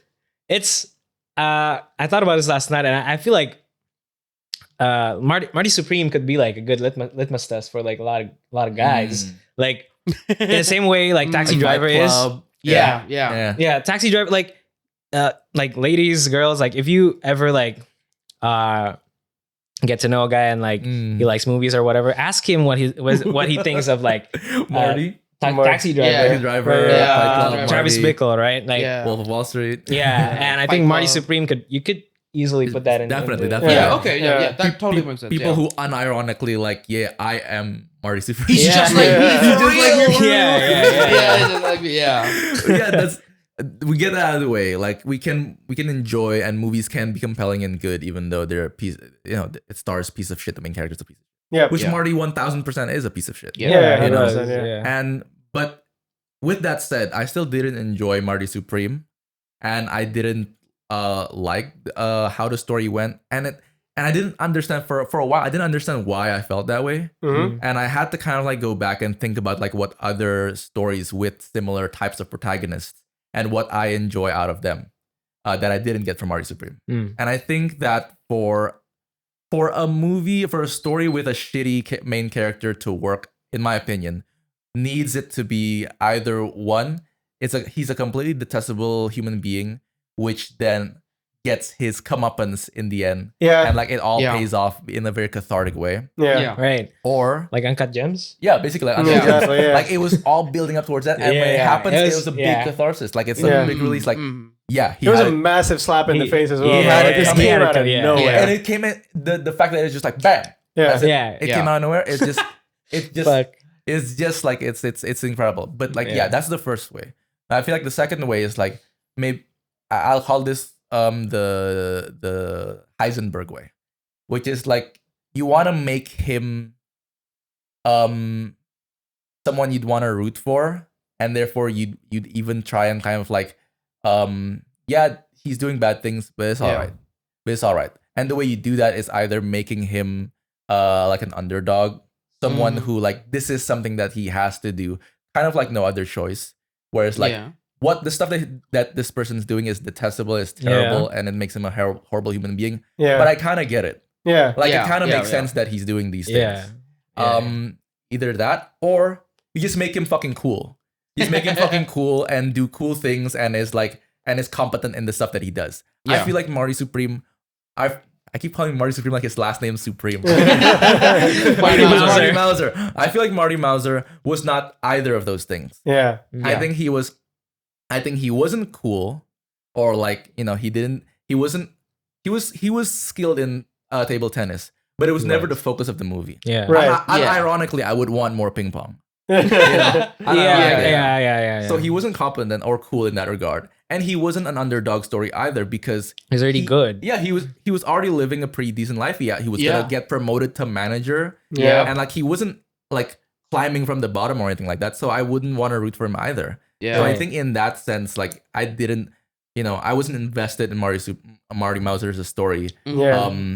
from beginning to end. And I think how I interpret the ending was kind of a little bit different from you. Initially, I thought that he was happy. Like, Right. oh, I'm so happy that I have a boy now. Like a baby boy. Uh-huh. But I didn't like the interpretation because like you did it at what point did this happen to you? Yeah. At what At what point point did you did- earn this? Yeah, exactly. At what point did you start Yeah. oh, I love, like, this is overwhelming, I love having my son. Like, no, like I don't think that was earned. And I think another interpretation that I liked more is that he is actually sad and like mourning the fact that and then this is compounded with the music choice, which is like Everybody wants to rule the everyone world. wants to rule the world, where Yeah. the lyrics go like, welcome to your life, there's no turning back. Right. Like Yeah. your old life is gone, Yeah. this is your life now. You're a dad, you're just a regular guy. And that's where like my interpretation of it went, and that kind of like this gave it a little extra point for me. But that was my interpretation. What about you like- guys? I will say that I agree. I agree with that interpretation of the ending. Although I'm a little bit upset at how that's framed as like a bad thing. If that makes any sense. Like, It's bad that he because like he's the real problem. yeah, Right. Yeah. None of this. I can't believe this fucking baby. Exactly. None of this would have happened, and Marty wasn't such a fucking idiot. You Yeah. know what I mean? Yeah, the entire time, and did all of the things that he did. Yes. And now and that ending was like a matter of like, you've made your bed, now fucking sit in it. Yeah. Right. But at the same time, it was also like, why the like I guess I didn't enjoy that he obviously he's a horrible person, and I wanted to slap the shit out of him every time he was on screen. Real. I gotta be honest. Yeah. Uh-huh. And like you said, a bad character doesn't make for a bad film. Yeah. You know, but an antagonistic protagonist, if you will, doesn't make for a bad film. But at the same time, I wish I agree with you in that I wish that that the ending provided for greater catharsis. Like you rather wanted than- him to be punished more. Exactly. But the fact that he was punished with a baby, Yeah, you can argue that. I mean, yeah, and a normal life was like, motherfucker, this is like, Yeah. like this is He's like, oh no! wow, I have right? a child. Oh no, I have a family now. a family, Not a you wife know? and kid. Something that many people yearn for in real life. It's Yeah. a punishment to me. What the fuck? You know what I mean? You were gonna. And I yeah, get that's that. like no. To your point, like that's like the movie is like frames it as like his comeuppance Mhm, in a way, mhm. Yeah. like getting that baby. Yeah, like fuck. This is not table tennis. Yeah. Take me back to table tennis. Yeah. How are you then? Ooh.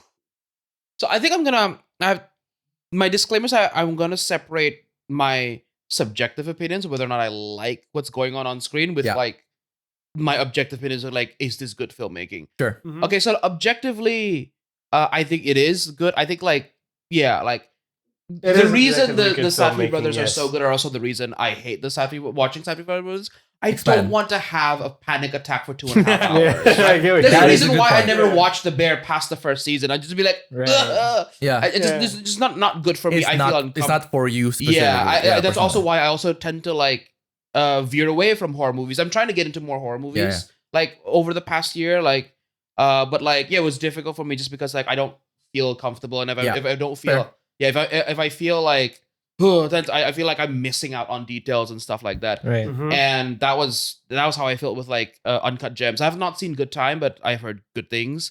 But like yeah, that's also how I felt about Uncut Gems, and being like, God, fuck. Yeah. And yeah, so technically I also like not to be like whatever, it's like super hipster about it or whatever. I also appreciate that it was like shot on film. I think no, because You're a real connoisseur. Yeah, for dude, that. no, like- yeah, because like You're- I think like I just like looking at the thing. It's Oh, like is It looks like amazing. Yeah. yeah, it it looks looks good. gorgeous. Gorgeous. Is yeah. it shot fully on film? Yeah, Yeah, it's yeah, fully yeah. on Wow. like Kodak, like whatever the emulsion is called. It's also the reason why I like Sinners. I think yeah, it's just okay. like I can fuck with really that. like it just feels different. It looks different, and like maybe that's I don't know. That's somewhere between subjective and objective opinion, because Mhm. some people are being like, yeah, you don't need film to make like a good image, you know, and some people are being like, oh yes, this is real cinema, and like Yeah. digital is fake, right? I just appreciate like how gorgeous it looks. I really like movies that make very normal everyday settings really really beautiful. Yeah, Which yeah, I yeah. think like I think Wong Kar Wai does this a lot, where it's like it's just like a dingy back corner, Yeah. but it's like there's a lot of like technique and Yeah. like emotion into it that it feels okay. It feels like a very strong sense of place, and I felt that Yeah. with Marty Supreme with like Yeah. his Yeah. the dinky ass hotel, the back lot of his Yeah. like shoe store, Mhm, mhm. the really dingy like the that ping pong game that they were Yeah. hustling in It was really real and gritty. yeah, Yeah. really gritty, and the like everything has like a nice texture, the lights flicker and everything. So yeah, it's incredible. Like not a lot of it's not something that a lot of directors can do to make a normal thing seem very real and like really make an impact on you, because you know, especially ever since like you know like Marvel and everything, like CGI kind of takes the place of everything. So people Yeah. kind of be like, just shot it against whatever and then like add it in post, right? So yeah. But like subjectively, I do agree with the fact that like it's really difficult for me to like this fucking asshole, you know. I Which, get again, it. I get props to like you know Timothée Chalamet, Yeah. Odessa, Fantastic. Zion. Zion, yeah, Zion. Odessa, Fantastic Zion. performances. What do you Yeah, think about Odessa Zion? I like her like- performance. Yeah, I did too. Yeah. Yeah, I came enjoy her a away. Yeah. The fact that like I am able to hate his character with such visceral thing would be like, okay, this is Yeah. doing an incredible job. It's also how I feel about Tana Taylor's role, because like fucking, I'm sorry, like I fucking hate Are you Perfidia talking Beverly about one Hills. battle after another? Yeah, but like we'll touch on that later. But like yeah, I think it's really difficult for me to like root myself in a film if like I don't really like any of the characters. Fair. And like Marty Mauser just like has this very very quite a common archetype, I think, in the big cinema films, of just like the main man who like will not learn the one lesson that he needs to learn, and so life has to teach him that lesson over and over and over again. Yeah. Right. And like, yeah, where it's just like, yeah, so it was really just a really frustrating movie to watch, and I For think that's sure. why I didn't really enjoy it. Mm. Although I will, yeah, it was like this is like a technically good film, Yep. but I think the reason why I also didn't put it in like when I was giving my top threes, is that like I think apart from maybe F1, uh, it's very interesting because F1 was sort of like a like Joseph Kaczynski leaning into what he does best, but also maybe not making the most out of it. So it just ends up being like in the middle of like his tier list of films. I feel like for Safdie Brothers is also very, very similar, where like I don't really see an evolution of technique. This feels like very, very similar to like Uncut Gems, in the way that like, Yeah. oh yeah, they're just trying to make me have a panic attack. And well, like the techniques, and I think this was more beautiful than Uncut Gems, and like maybe better paced. It just felt like this is probably a movie that someone who enjoys the Safdie Brothers would really enjoy, because that's what they come to Yeah, a yeah. Safdie flick for. And I just don't come to Safdie flicks because it's not. So the fact that like I didn't really anxiety inducing. yeah, and I also didn't feel like they I don't know, expand a lot of it. It was like one of the reasons why Sinners is so high on my list is because like every movie that Ryan Coogler does seems like he's like getting better. He's expanding his production. It's becoming more complex. Yeah. He's incorporating like shooting Michael A. Jordan and Michael B. Jordan. That's tough. On Michael film, A. too. Jordan is- We have to film everything. Yeah, exactly. It's not like digital where you get Yeah. you fill up like Fill a in 1 post, terabyte yeah. mag. Okay, send it back to the loader, right? Where it's like, okay, time to like load in a new roll film and then like rotoscope back. So it's a really, really, it's technically Yeah. He competent. did it for the love of the game, man. Yeah, I also think that like with Sinners, like Ludwig Göransson also upped his like composing game. So yeah, there was like and then this one feels like it's a good film, but Yes. it's not Not for you. not for me, and also like not really that big of a departure from Right. his other body of work, right? Yeah. So yeah, that's like thing. But like, I mean, okay, to that point though, like I feel like the opposite actually. I feel like they actually like They upped Josh. They upped it. Yeah, I feel like they upped it in a technical sense. Like I think because Uncut Gems is like is very contained, right? Like it's just like it's more Like, like the setting, like the location. yeah, setting and like the set pieces.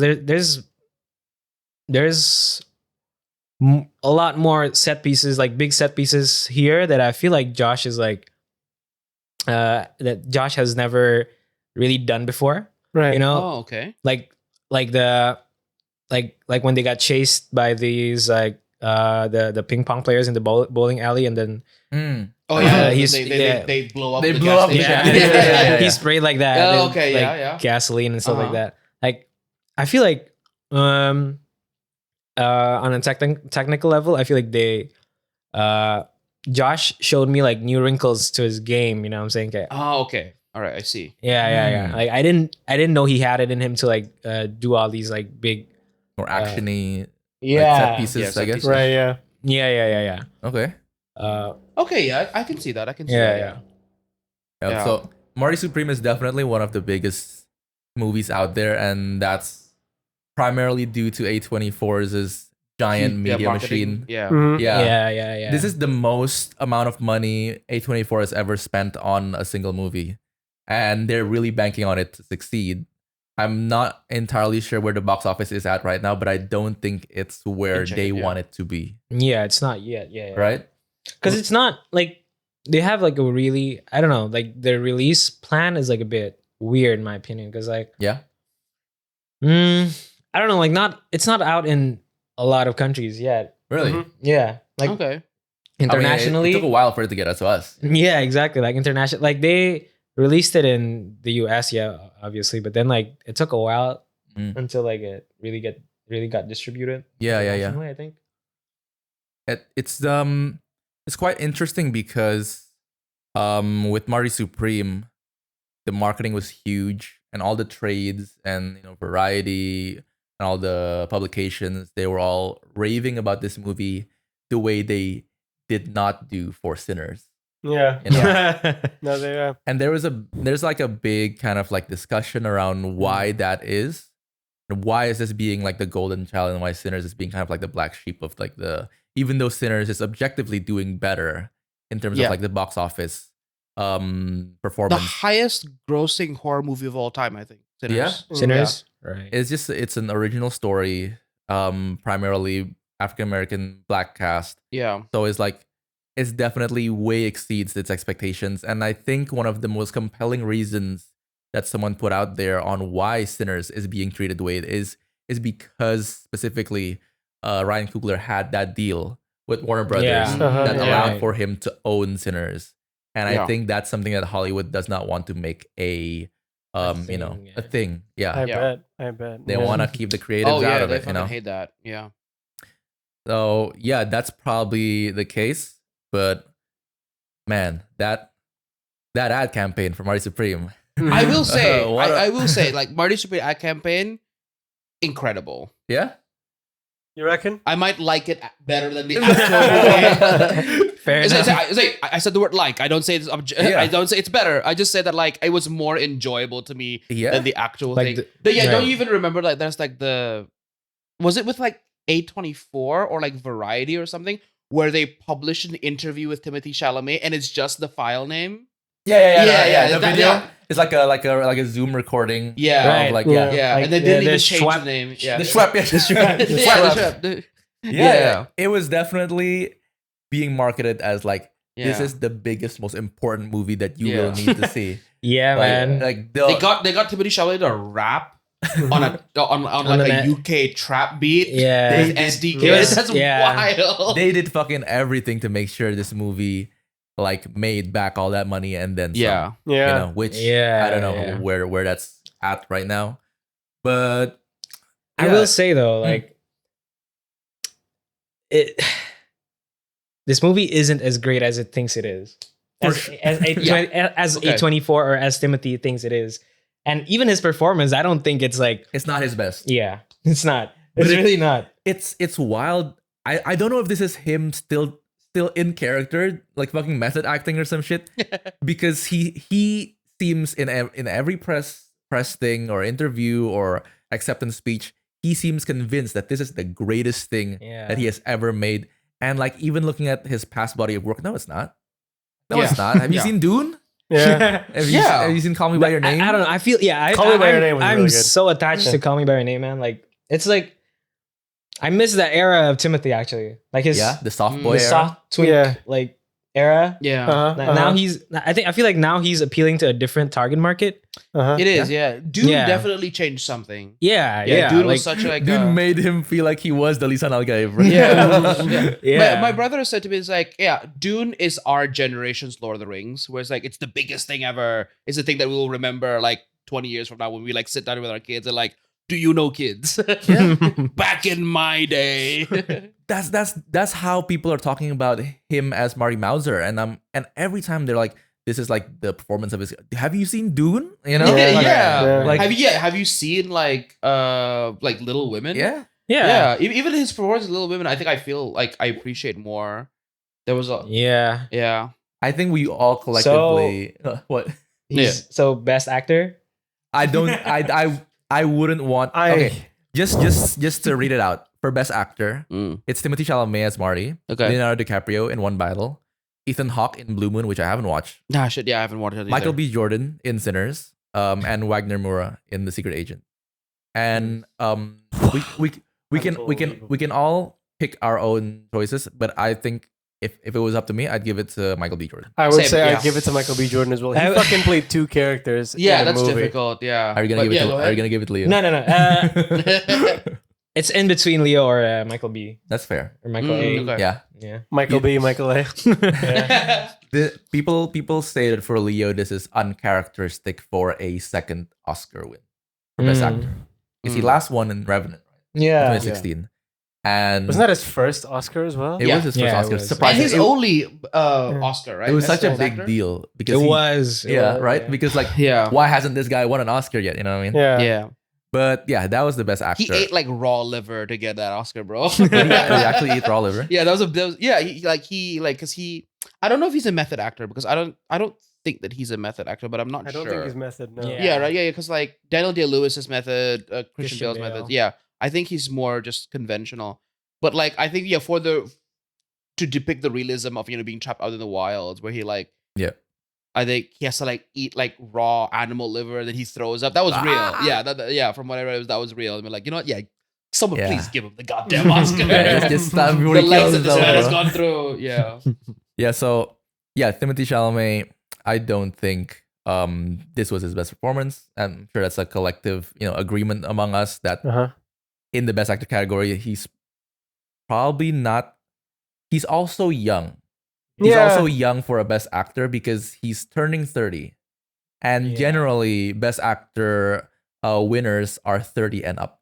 That's a common thing. Yeah. That apparently this is I don't know if this is true or not, but the saying goes that the Academy votes for the best actor for the person they want to be, and they vote the best actors for the person they want to sleep with. Bruh. Oh my god. So that's why like the best actors are always really, really young in comparison to all the best actor winners. Oh shit. Okay, that makes Best actor winners are always 30 and up. Yeah. And best actresses can go way, way down. Yeah. Can go way like young. last year, Mikey Madison was like, Yeah. Yeah. Probably 20 something, right? Yeah. Yeah. It's crazy. She won for Anora. He was great in that one. Yeah. I will say though, that being said, Jessie Buckley is 36. I want her to win though. I want her to win. Yeah. I imagine, given how much you guys are raving about Hamnet, she must have. I have a different take on that though. Go on. What do you reckon? Let's hear it. It's between Jessie Buckley and Rose Byrne for me. Okay. I haven't watched If I Had Legs. Right.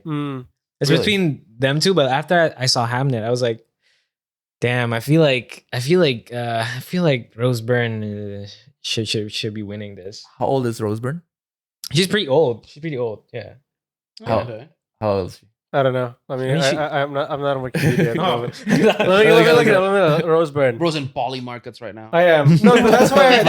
That's why I mentioned. Right. That's why I mentioned. So, according to Polymark, it says that best actress at the moment, biggest chance goes to Jessie Buckley at 91%, and Rose Byrne in a close second at 5%. Very accurate. Yeah, Second. very close second indeed. What about best actor?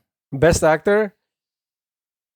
Timothée Chalamet at 77%, followed by Wow, Leo really? DiCaprio at 10%, Mm-hmm. and Ethan Hawke at 6%. Fuck, and my boy Michael Aingen. And Michael B. Shit, Jordan man. at 6% Fuck. as well.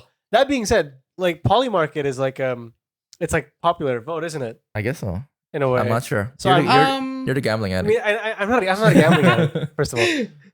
I just do it on the side. Yeah, you're on the side. No. It's a prediction market.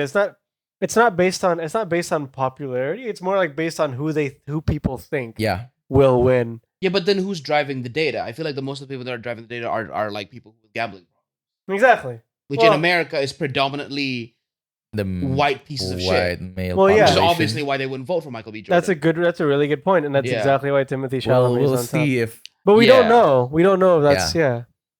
Yeah, I don't know who the market for Polymarket is. Polymarket comes for us. Polymarket. Hey, Polymarket, Okay. you need you want a sponsor? Yeah. That'd be No, great. I don't. I don't think I want. I don't want to. Yeah, I don't want. Like Sponsored by fucking gambling betting ads. Yeah. Hey, what about sports gambling acts? Because that's fine, right? I'm really. Gacor I 888. don't know. Slut. Yeah. Anyway, that was our go on. discussion for Marty Supreme, right? Yeah. I think for Best Picture, there obviously we're not gonna be able to go through all of them. I think Yeah. we're going to go through like I want to discuss one more movie at least Okay. that we haven't talked as much, Mm. and we have a lot of opinions on. Of course, I'm talking about one battle after Okay. another. Okay. Once again, as the sole person who fucks heavily with. So wait, One Bite No, Last really? Dance. Like, I didn't say one. I didn't say I didn't like. Oh, you One like Bite you like Last One Bite, Dance. right? I was, Okay, it was okay, third okay. in my list. Yeah, that's true. Yeah. Okay. Out of the 4 you Out of the watched. 4 films I've watched, yeah. Okay, but like because you're a big PTA fan. Like I I am. want to hear your perspective on this. You did talk about it a little bit, but like what knowing his like back catalog and his previous work, what happened in this, or like what's in this movie that kind of stood out? Okay, this is probably the most like how should I put this? Like PTA has never been like a director who likes to put in like politics in his movies. Okay. Yeah. His movies are usually like very like character driven, but they're very contained usually. Okay. Right. This one, I feel like this is like the bar is in hell for like Hollywood directors, right? But like I mean, in terms of in terms of like saying something. Yeah, having- like discussing politics. Having a Yeah. statement on current Yeah. political Yeah, I feel like affairs. I appreciate that about this movie, in a sense that like, it's not like doing anything particularly like Mhm. groundbreaking or radical, but it's PTA is like. Why are you laughing? Yeah, why are you laughing? No, I'm not laughing. Daniel's got some thoughts about that. I can already see his Yeah, face. it's but okay. No, continue. it's okay. Yeah. Yeah. This is Go me on. like acknowledging that. Yeah, You know, yeah. the bar is in hell. So I mean, like, Yeah, he's not doing much, but like He's saying something. he's saying He's saying saying something. something. He's saying He's saying- something. He's saying something. He's saying something. He's saying Yeah. something. Well, you know, what is that big, thing? Big 2025, right? Like, Yeah. Yeah. Ice is bad, guys. Ice is bad. Yeah. Yeah, and yeah, like I want to hear from you though. Like, what do you think of Okay, that? Like, so for the politics, yeah. yeah. There we go. There we go. Yeah. Okay. I'm trying to keep this condensed. I think you're right. The bar is in hell. So the fact that like we did get like an Oscar nomination, or like a big director is willing to try to say something about it, is already like, yeah, big moves, great. Like let's do this. Like this is a good change. However, in terms of like what is actually said on screen, I think that's where like I heavily disagree, because I don't know what the fuck this movie believes other than racists are cringe and bad, which I get, right? Yeah. But I feel like I didn't need Paul Yeah. Thomas Anderson to like say Right. that to me. Mhm. Groundbreaking Because- opinion. Yeah, groundbreaking opinion, racism bad. Which I guess is like I guess it's like, yeah, well, I guess seeing where America's going at this point, some people need to be fucking reminded. Mhm. Yeah. But I think it's yeah, a lot of this is personal, but I think a lot of it is also like not so personal, Mm-hmm. because I really don't like what he did with his depiction of like revolutionary movement, Right. specifically like anarchist black American movements. And this is an opinion that I share with a lot of people who are like black and American and do have like a history with participating in civil rights, because I feel like this movie didn't really it didn't really like consult them to like try to like depict their struggle and their you know, their battles one after the other. It didn't really try to Good like one. portray that in a way that is like accurate to the history, Right. accurate Yeah. to how the people feel. And so a lot of people felt like really like their depiction. I don't want to get into it because like I shouldn't be the person getting into this, and I don't think anyone here is, but like there are a lot of like black women out there who really did not like the portrayal. Mm. Perfidia. Perfidia in the way but Perfidia, but also like other characters as well, just in the way that they were like hypersexualized but simultaneously not, the way that like their relationship with like a family, like motherhood is depicted, because it's like, yeah, because you know, it's like really very like um a problematic depiction of like, oh yeah, like black people are not like good at like raising a family. That's why black people are the way that they are is a very, very common thing, right? Where yes, it's usually thrown onto men, but the fact that like there's a woman here doesn't really make that much difference because it continues to reinforce, especially considering also like, this movie came out around the time like Asata Shakur, which is a very, very prominent civil rights leader in America, passed away. And she passed away, I believe, in Cuba because that's where she ran away to. And I think that a lot of people, I don't think there was a way that they could have like marketed to like plan, oh yeah, we're gonna release this movie with this person. I think it was just a coincidence. Yeah, right. That would have been so fucked up. But yeah, but can you imagine they planned an assassination? Yeah, but like, release it now. We're gonna wait until this person dies of old age. We don't know when. But like, yeah, and like, imagine I the believe marketing like agent. Hollywood is some real fucked up shit. Imagine the marketing guy coming up, guys. She fucking died. We can release it now. Right, crazy. I think the really ironic thing is I believe that Asata Shakur spent not an insignificant amount of time in jail and also had to flee to Cuba because she would not give up the name of her accomplices, which is very, very like ironic considering like what Perfidia did. Yeah, what Perfidia did. Exactly. Right? And I think, and here's, and I guess like to wrap up this point, I think it's just I just don't really like the depiction of, oh yeah, like revolutionaries are just a bunch of like young, dumb people with big ideas and they don't really want to do and they just want to like blow stuff up and fuck all the time, right? That's a very, very like common stereotype that like I don't really appreciate. I also don't think that like Paul Thomas Anderson went far enough to explore the nuances of that kind of like life in order to like really like make it compelling. If anything, I'm just whenever Sensei is on screen, whenever Benicio del Toro is on screen, I'm like, yes, someone competent, someone who actually knows what they're doing. But then he's also has like a very like not that much like screen on time. Nominated for Best Supporting Actor, by the way. Yeah, that is, and so like and so I think that's like politically that's why I also like the movie. It was like, yeah, this is like an exciting watch, especially like I think basically everything that happens after the 45-minute mark is like fucking exciting. I think I had some problems with like setup and payoff. No, sorry, not setup and payoff, but like in terms of character development. Yeah.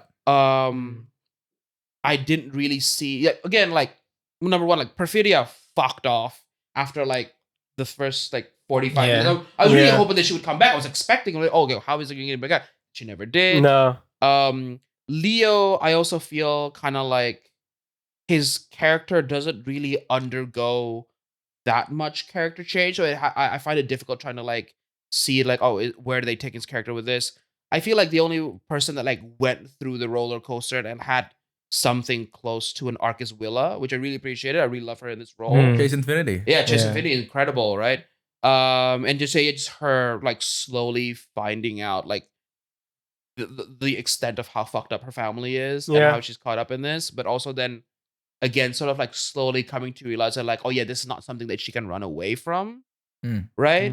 And yeah, I guess that's like that, and yeah, that's my take. And the last thing I'm gonna say about that is like everything that I feel that movie failed to teach people about like what it is to be a revolution, the TV show Andor already did 2 years ago, and I think it did a better job. Just because it's just because it's like, let me hold your hand and show you what it looks like. Which I get.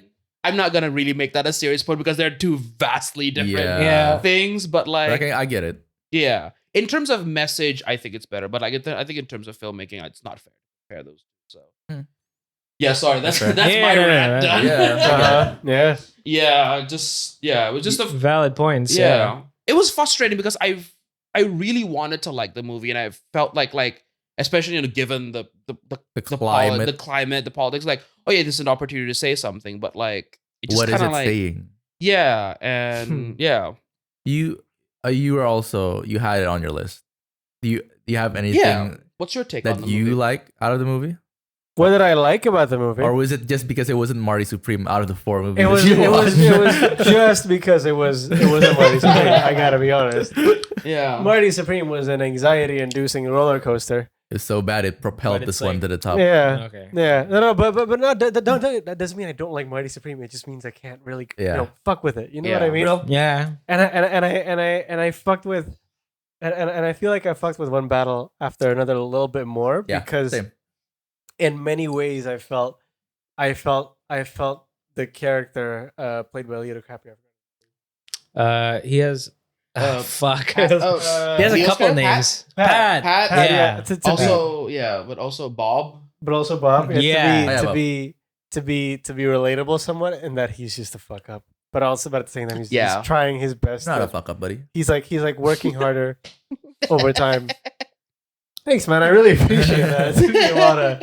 No. The scene of him smoking, like lighting up a blunt right before Peter, parent teachers. Appointment is so funny. Hilarious. Just like, It is hilarious. It's, all right, Yeah, and then yeah. he opens the door to waft it out. That's really It's funny. low-key very, very funny. It It's is. a really It's funny It's a movie. hilarious Yeah, film. Yeah, Yeah. It feels It's like a hilarious, comedy. yeah. It's low-key really, really funny. Even like Hmm.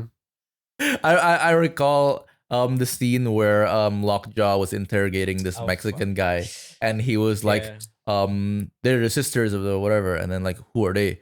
They're nuns who grow weed. Is this some kind of sick joke? I remember that. Sick joke towards God or something. Yeah. They're- And then the guy on the news were like, I don't know, man. He just had a shirt that says tacos. No, like, Sean Penn, man. Like, Yes. Yeah, incredible. Lockjaw is like, Yeah.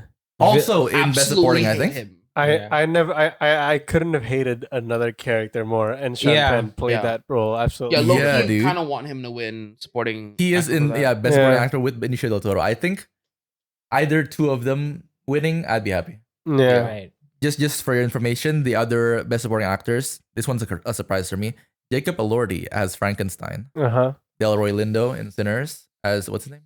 Delta Slim. Delta Slim. Delta Slim. Yeah. And where's Stellan. it? Oh yeah, Stellan Skarsgård in Sentimental Value, which I did not I see find it. the most Yeah. you know, But he won in the Globes. we did. We did. I Yeah. find it I find it's it like- strange because I feel like Stellan had a more of like a main Right. character role Yeah. in that movie though, Right. and not too much supporting. So for me, definitely between Benicio del Toro or Sean Penn. Yeah. Leaning towards Benicio del Toro. But yeah, that's one battle. A lot of the other movies definitely, you know, I have a soft spot for Train Dreams. Right. As I right. know you do not, because I do feel it. I have a soft spot for it in the same way. I really like Perfect Days. In which, I see. Yeah. In which that it's just a kind of movie that you kind of feel, and it's an appreciation for life and things that happen, because throughout the movie, I keep thinking like, what is the point of this? Where is it going? What's the point of the plot? Right. And I think in that final scene, Mhm. you The as plane? well as the main character kind of like realize there is no bigger thing. There's no bigger point. Yeah. And it's just kind It's of like, just life. it's just life. Yeah. And I think that was a Yeah. beautiful thing. So that's why Life, I man. personally like it. Life, man. Beautiful, ain't it? Life. Beautiful, Beautiful, beautiful. isn't it? Yeah. That was like, I think that's the majority of like the Oscars conversation. Yeah. There, do you guys have anything additional to add? Maybe some takes with some movies that we didn't get to discuss in the Oscar section? Who do you think's gonna win?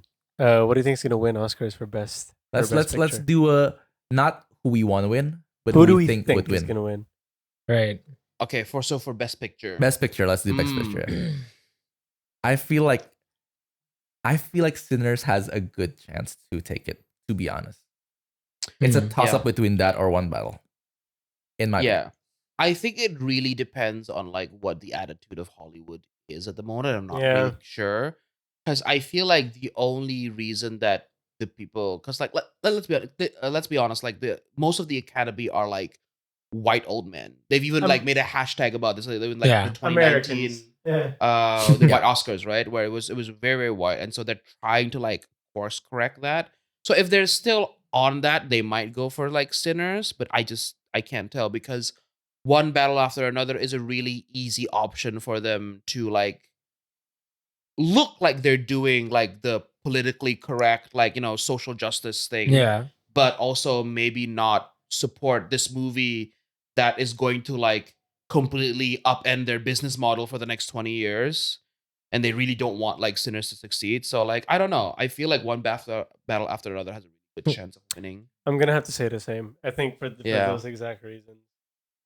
Just speaking out of quality, but also at the same time, PTA is a much more established filmmaker compared to True. Ryan Coogler. I'm not saying Ryan Coogler is less than PTA, but Yeah. PTA certainly has in the had more eyes of- time in yeah. the industry. In the eyes of the board. Yeah. Exactly, and so I imagine that would play a factor in it too. Yeah. Yeah. Real quick question. Does PTA usually write and direct? Yeah. Oh, okay. So like there will I be think- Blood, Phantom Thread is also written. Yes. Oh, okay. Because I was really curious, like, what would happen if one battle after another is directed by PTA, but like written by someone else. Well, Yeah. Okay. I think one battle is like adapted, right? Like Yeah. it's adapted, but it's like PTA took a lot of liberties in the adapting. It's like this. It's a novel by Thomas Pynchon, Uh-huh. right? So I think it's like he usually writes his own stuff. Okay. And this one is an adaptation, loose adaptation. I Okay. would say, yeah. He's had this Interesting. story in his head for 20 years. he Yeah, that's says. what I heard as well. Yeah. Yeah. Interesting to note, the last time that a film directed by a black filmmaker won Best Picture was Moonlight in 2016. That's true. Barry okay. Jenkins. That is quite a while. you Yeah, know? no, it has. Yeah. 10 And- years ago now, yeah. exactly. And no black director has Yeah. ever won Best Director. Yeah. So obviously Ryan Coogler is in the Best Director nominations. Yeah. So that would be huge if he Yeah. did. And I think Huge if true. Huge if true. Yeah. I want Ryan Coogler to win I do both really Best want- Picture and Best Director. And too. I feel He like deserves it would probably be super good for the Oscars to give him that award. Yeah. Not only that he earned it, but given the climate, Yeah. it would work really well, a la Bad Bunny kind of thing, you know? Yeah. weird Yeah, weird real. comparison to make, but I feel like it has that kind of like Yeah. momentum behind it. Give something for people to like rally around. Yeah. Just like, yeah. Definitely. But again, he is good. Yeah. He's a fantastic It's director. actually I He definitely deserve it. Yeah, for he sure. deserves an award just Because he's actually because he's Yeah. the fucking best movie. amazing. Yeah, for me it's between those two. Like one battle one and battle and Sinners. Sinners, yeah. Yeah. Do we think that this year's Best Picture nominations were a bit weaker than last year? No. No, he What doesn't. was I Best get- Picture nominations from last year? There Okay. was- We got Anora. Yeah. Anora, Yeah, The Substance. Substance. The The Substance. Brutalist. Dune. Uh-huh. Oh, dude was Dune. Best Picture? Dune Yeah, Part 2. Oh, Part wow, 2, shit. yeah. Yeah. A Complete Unknown. Uh-huh. The Timothy Chalamet. What else? What else? A complete unknown, really?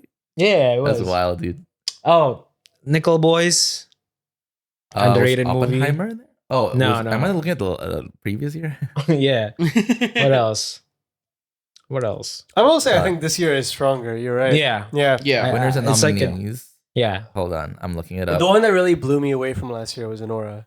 There's Anora, And Brutalist. I'm not gonna lie. I wasn't a big fan of either Dune or Dune Part 2.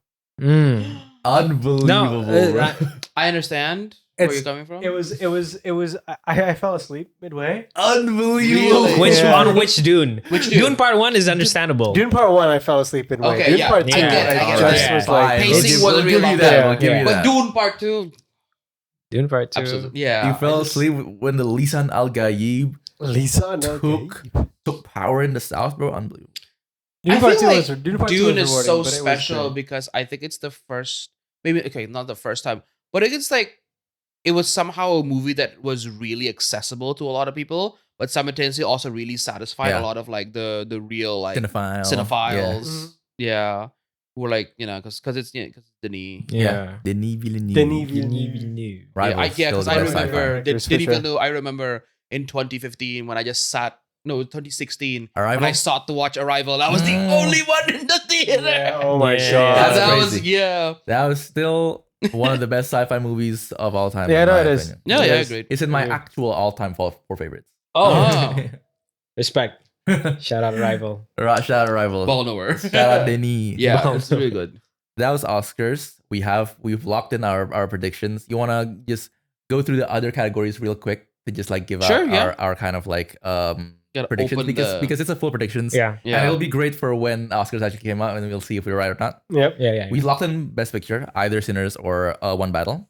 Best Actor, as I've said previously, it's Timothée Chalamet, Leonardo DiCaprio, Ethan Hawke, Michael B. Jordan, Wagner Moura. I think we're kind of leaning towards Leo or Michael B. Right? Yes. Yeah, I would say either. Yeah. I'm far towards Michael B, to be honest. Michael B. as well for me. Yeah. Just looking like Looking kind of like I think Michael B. Michael B. I would say Michael no one B. says Timothy here. Like I Not said, yet, not his Wait, best is it role. like Yeah. is it like a prediction or Prediction more like. So Oh, prediction, not prediction. preference.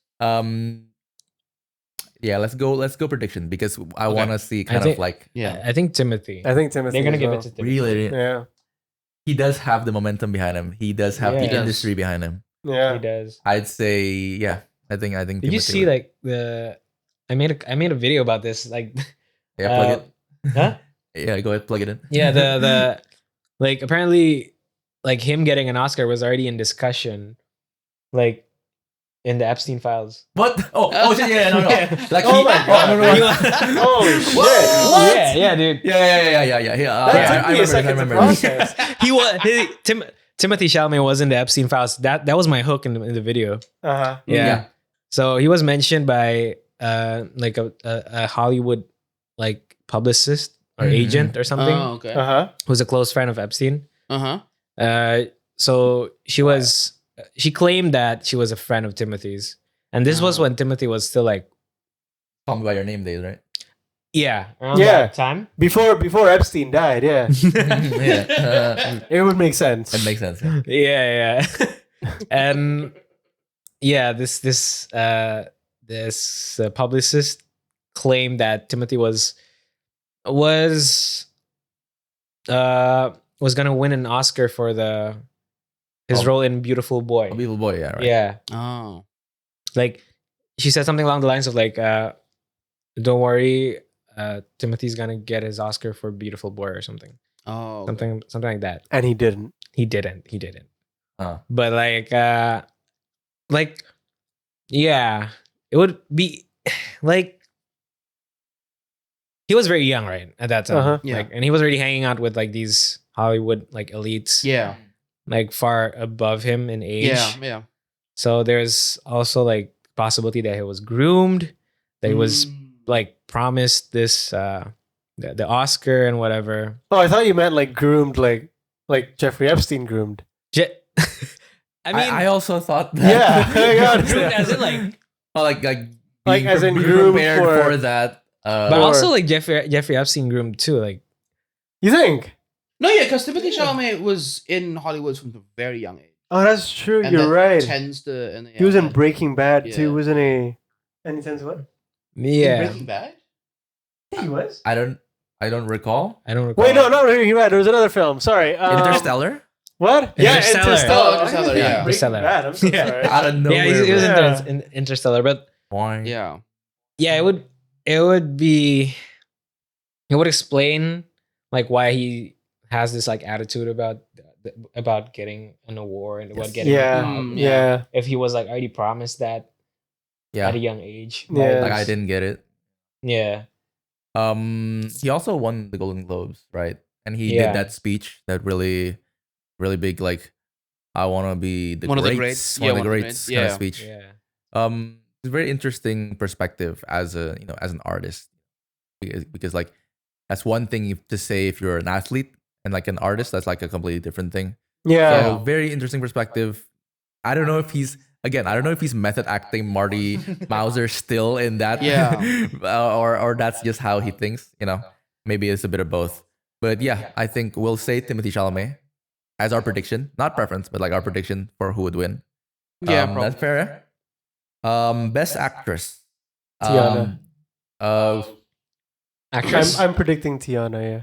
I don't know. That's supporting actress. Oh, supporting actress. For best actress, we have Jessie Buckley in Hamnet, Rose Byrne in If I Had Legs, Kate Hudson, Song Song Blue, Renat Rensve in Sentimental Value, and Emma Stone in Begonia. Yeah, I don't know, it's fellas. pretty unanimous, isn't it? Jessie Buckley? Yeah. Yeah. She was that good, huh? He can't in Hamnet. be. You need to watch. What are you this Wednesday? Come watch it with us in a Polish. It's the. Oh, it's coming out in the When is it coming out? Doesn't Natap Layar have a like? Oh a, yeah, they have an event, having right? it. Yeah, Wednesday yeah, night. Yeah. I'm tempted Are to. totally normal folks.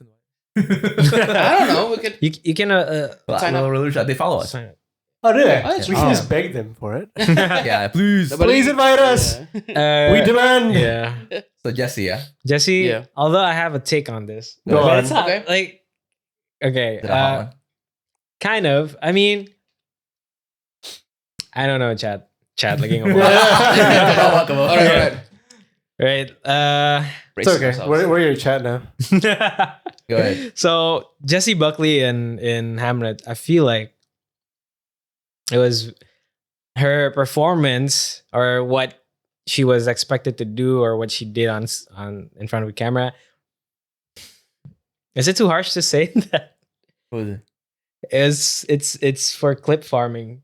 Clip farming. Clip farming. Interesting. Whoa. That's a very that's like That's a big take, buddy. yeah. No. What I meant was like I've already seen those clips before I even saw the movie. Right. It's Yeah. like her screaming Yeah. and everything. Ah. Like it's that type of performance that you put in like Okay. highlight reels. Yeah. It's the Mm. very Does it feel kind very of Oscar like, baity in that sense as well? Yeah, Yeah, That's what I okay. was getting from it. Even though Yeah. I understood why people were like gravitating towards it. Yeah. But I just didn't respond to it as much as Yeah. as a lot of people did. Interesting. like the very classic kind of like bombastic, explodey Yeah. kind Yeah, of like 'cause, like, she performances, has- right? Like a few moments, like is it okay to say that she gave birth? Like, are you? Like Is it a spoiler? Is it? No, not really. No. but no, she, yeah, she yeah. has kids in real life. Yeah. I guess Yeah. Shakespeare, yes. Yeah. So, Famously had children. but the movie makes it a point. Like the movie, like showed us like both of the birthing scenes, right? Yeah, both the. they yeah. really try to farm it. you know? Yeah, I feel like Yeah. it came across to me as that. Like, Both birthing scenes. I'm trying to remember. The twins and then No, but also, so. Yeah. No, yeah, so Susanna, yes. you know? the right. Yeah, the older one, and then Judith. In the and woods. then Hamnet, yeah. Yeah, okay. All right. Okay. Okay. Okay. Yeah. That's I honestly I will agree with you on that point. I disagree with you that it's like maybe overrated, but I do agree that like the marketing really definitely like clip farmed. yeah. Yeah, when in fact the thing that the most moving scenes are when she's just hanging out, right? Exactly. I Yeah. don't know, yeah, because like I think that was one of the reasons why the movie moved me so much is because it's like to get a little bit of like maybe like why movies kind of like suck these days, I guess. Like especially like yeah, like Marvel. It's like because the easiest I think the easiest example that people can relate to is like Marvel, where there's this thing called like because like okay, like my brother's also like studying to be like a screenwriter, and he has some like he really gets into this, and writing in a lot of recent movies has become this kind of thing where like instead of like it's like a lot of it is like tell over show, right, where it's like oh we use this like narrative shorthand for like oh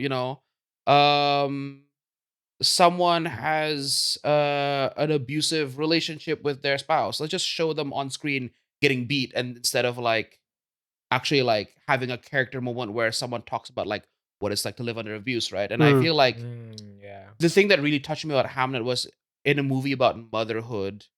A lot of the times, yeah, like, and I think the clip farming like sentiment also reflects it, where it's like, oh yeah, oh we want to make a movie about mothers. Let's show her like giving birth. She's in so much pain. She's crying. She's yelling. Everyone's like, ah. It's like the type of like like oh depiction of a woman as like a hysterical mother, right? But I think the movie that why this movie really I really respect this movie because it didn't take that shortcut. Yes, it had that on screen, but even before then had like it doesn't do the narrative shorthand of like tell over show. It just being like, I had a lot of those moments where she's like playing with her daughters and her sons. Yeah. And there's not really like a point to that scene where it's not trying to like, it was just like a very normal scene. She's just talking to her kids. She's just doing random everyday things. And it's like, yeah, that's exactly the type of thing that like I expect a mother to do, but I don't expect for them to show on a film, which is why when that scene kind of played, it really hit me really hard because like, oh yeah, this is like a very like normal thing, but she plays it really well, which is like, yeah, it's why like I feel, yeah, it's a shame that most people are like very, very focused on like the screaming, grief, the giving birth, when like when like it's not her fault though. It's not just No, Yeah, it's not. yeah, It's more marketing for sure. yeah. So much of movies these days is marketing over the actual material, right? Because like because like we were talking about like, oh yeah, Marty Supreme. Why is it the biggest film of all time? Because Mostly, the marketing machine told you. Yeah, the marketing told you. Do we want to lock in Jessie Buckley? Yeah. We'll lock in our predictions for Best Actress, Jessie Buckley in Hamnet. Going into Best Supporting Actress and Actor, we've already discussed this previously. I think Best Supporting Actress, Tiana Taylor has a big chance of getting this one. Have a massive chance. I want to lock that in. Does anyone object? Go Okay.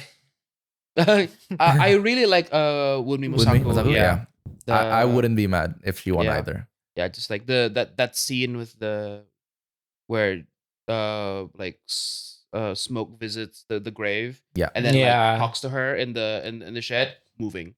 Yeah, it was right. I don't want to waste too much time because I can go about that scene forever. Yeah, I remember the music being really like moving too. Yes, yeah. Like, at that point, like going maybe again because it's predictions going by, if like the Academy like rides the fucking like one battle after another's dick harder for this one, it might go to Tiana Taylor. I think so. So I think that's fair. I think Tiana Taylor would win, which is still a very historic thing. Makes it the 3 years in a row. A black actress has won this particular category. I will say, you know who else I believe also deserves a win? Amy Madigan for Weapons. Amy Madigan was damn good. She was hilarious. Yeah. And freaking scary. That would be like a big win for like horror lovers. Would be. Either way, we win. Yeah. Shout out Elle Fanning though. Like I really liked her performance. Do you prefer Elle Fanning as opposed to the sister? Ilya Inga. I think I might. Yeah, because like Elle Fanning. Yeah, I don't know. Low key, one of my favorite parts of that movie was Elle Fanning. Elle Fanning. I did like her. It was a very layered performance. As like an actor playing an actor who is playing an actor who's not that good. Like the outsider. How do I, a good actress, play a bad actress? Yeah, that's really tough. I think, to be able to do something so meta. Yeah. So that was the best supporting actor and actresses. We'll do best director, which is Paul Thomas Anderson, Ryan Coogler, Josh Safdie, Joachim Trier, and Chloe Zhao. Real heavy hitters here. Yeah, all real heavy hitters. All of them are really good. I can't choose there. This is gonna be a really, really tough one. To be honest, I don't know. I actually honestly don't know for this one. My best guess would probably be PTA for this one. Same. It might be. Although I low key hope Ryan Coogler. That would be can historic. Have a good chance, the first black director. Honestly, I think Ryan Coogler has a good he deserves it. Yeah. Let's say we split it. Like, I'm tied between PTA and Ryan Coogler. Let's say you guys lock in predictions for best director, Ryan Coogler, you two. Yep. And then we'll say PTA. Yeah. We'll see who wins. Because either way, we will win. Yeah. we will be what right. in the blackjack is this? And then that was basically the big stuff, right? There is a new category for this year's Oscar. Okay. It's a new category that hasn't been announced before or used before. It's just best casting. It's category for best casting is new, never before been used. Nominated are Hamnet, Marty Supreme, One Battle, Sinners, and The Secret Agent. I feel like it has to go to Sinners. It has to go to Sinners. Everyone in that film because they got miles. Top notch. Yeah. Casting, right? Casting. Yeah. Haley Steinfeld, Jack O'Connell, Incredible. Michael A. Yeah. Michael B. Jordan. Perfect casting all around. I'm sorry, I'm a Nina Gold stan. I'm a Hamnet, Nina Gold stan, because I think Nina Gold did a lot of things. Nina Gold also has this thing of like I think she's based in the UK if I'm not wrong, right? Mhm. And Nina Gold has this thing of like, she has a lot of connections and she likes to, like just pick some random person from God knows where. No one knows him, no one knows her, but they've got really, really good talent. I think her ability to spot that is really powerful. Yeah. The reason I know this because Nina Gold also did the casting for Andor, the TV show. Oh, okay. Yeah. And she has this really, really good thing of like, I don't know, I think it's more of like a British cinema, British filmmaking thing rather than a Nina Gold thing. But like, Sure. she has a really good penchant for picking people who just look like normal people. Yeah. I Yeah. miss normal people in films, bro. Sure. Yeah, because like, I want more ugly people in films. I want an opportunity to shit on Wuthering Heights, but I don't think we're gonna have the time for that. Mhm. Where it's like, on top of like the filmmaking being very, very weird and like all the other things, it's like, I also think that like Jacob Elordi and Margot Robbie don't look like real people. They have, No. like, They they don't. have Yeah, iPhone face, iPhone face, yeah. right? Yeah, and like Nina Gold is like the antidote to that because like if you remember in Hamnet, there's the scene where they film it in the Globe Theater, and then she has to walk through like the peasants who are coming to watch it. Yeah, I'm like, yeah. oh my god, the most normal looking people ever. Whoa, Yeah. they look like real peasants. Yeah, and also the fact that like these people are also these extras are also doing good acting. They're not just like they wrangle some extras. Okay, just do in the background, do nothing. Right? They're actually like some of them They're were like reacting. weeping. Yeah, yeah. They're Yeah. reacting. They're weeping on stage and like okay. Yeah, and Nina Gold is really good Yeah. at just like spotting talent. I really like when they've that. like yeah. I noticed that during the Hamnet sequence, like Yeah. the extras, they're putting in the work, man. Also, Mm. the child actors for They're- Hamnet, incredible. The child actors, Yeah. yeah, The most moving performances ever as from a child. See, guys, child labor can be Yeah, good. yeah, put him They to can work. only work on set for 6 hours a day as well. That union rules. Hey, Mm. tell Josh Safdie that. bro. Tell Josh Safdie that, bro. Mm. Yeah. Famous child labor law, like ignorer, Yeah. Josh Safdie. I will say though, like, yeah, Sinners also did really good in casting. It's incredible. Yeah, I mean, like they found freaking like Miles, right? Yeah. Yeah. Miles Cannon. Miles Ken. Yeah, Miles Cannon. Like Is this his first role? his first role, right? Yeah. I think so. On that alone, Immediately on that alone, out of the ballpark. on that alone, he has to. First win. movie gets an Oscar. Yeah, can you imagine? Wait, Incredible. what's in the casting nominations again? Hamnet, Marty Supreme, One Battle, Sinners, Secret Agent. Oh, okay. So sentimental value is not there. No, it's not. Interesting. Yeah, I because know, I right? would have thought, like, Because they yeah. have a lot of nominations in the actor and actresses category. So Yeah. quite strange. Yeah, quite strange. But anyway, that was like the Oscars predictions. Yeah. A lot of others. Those are the main ones. So I Yeah. think we got them locked in. Really excited to see how well these predictions pan out. Yeah. Either way, it's gonna be a big Oscars. They don't always do well on ratings, so we'll see how they spice it up. Because yeah. the thing is, like with the Oscars, what's different from the Oscars and the Grammys is that the Oscars want every single category announcement to be televised. Mm-hmm. Meanwhile, the Grammys don't. Oh. So like every single category needs to be like televised and announced on stage. Yeah. So it doesn't give them enough room to do anything else. Yeah. You know, not like very small room for opening monologue, music, entertainment, whatever. It's mostly just announcements. I don't know why they do that. They're just kind of weird sometimes, you know? Yeah. But that was our Oscars. That was a big part of the podcast. But let's shift it. Let's shift it back home to Indonesia. Indonesia. Indonesian cinema, you guys. Indonesian cinema. Let's just start off with like a very simple question. Like, I need to go to the bathroom. Yeah, I mean, is, go it, ahead. is it I cool? mean, like, that's we can do it. We can Oh, yeah, we can do it. Oh, We just can take a do it. break. Yeah. Yeah. Let's Yeah, we just can- take a break. Okay. We're gonna have a bathroom break and Right. then Bathroom break. be back after this intermission.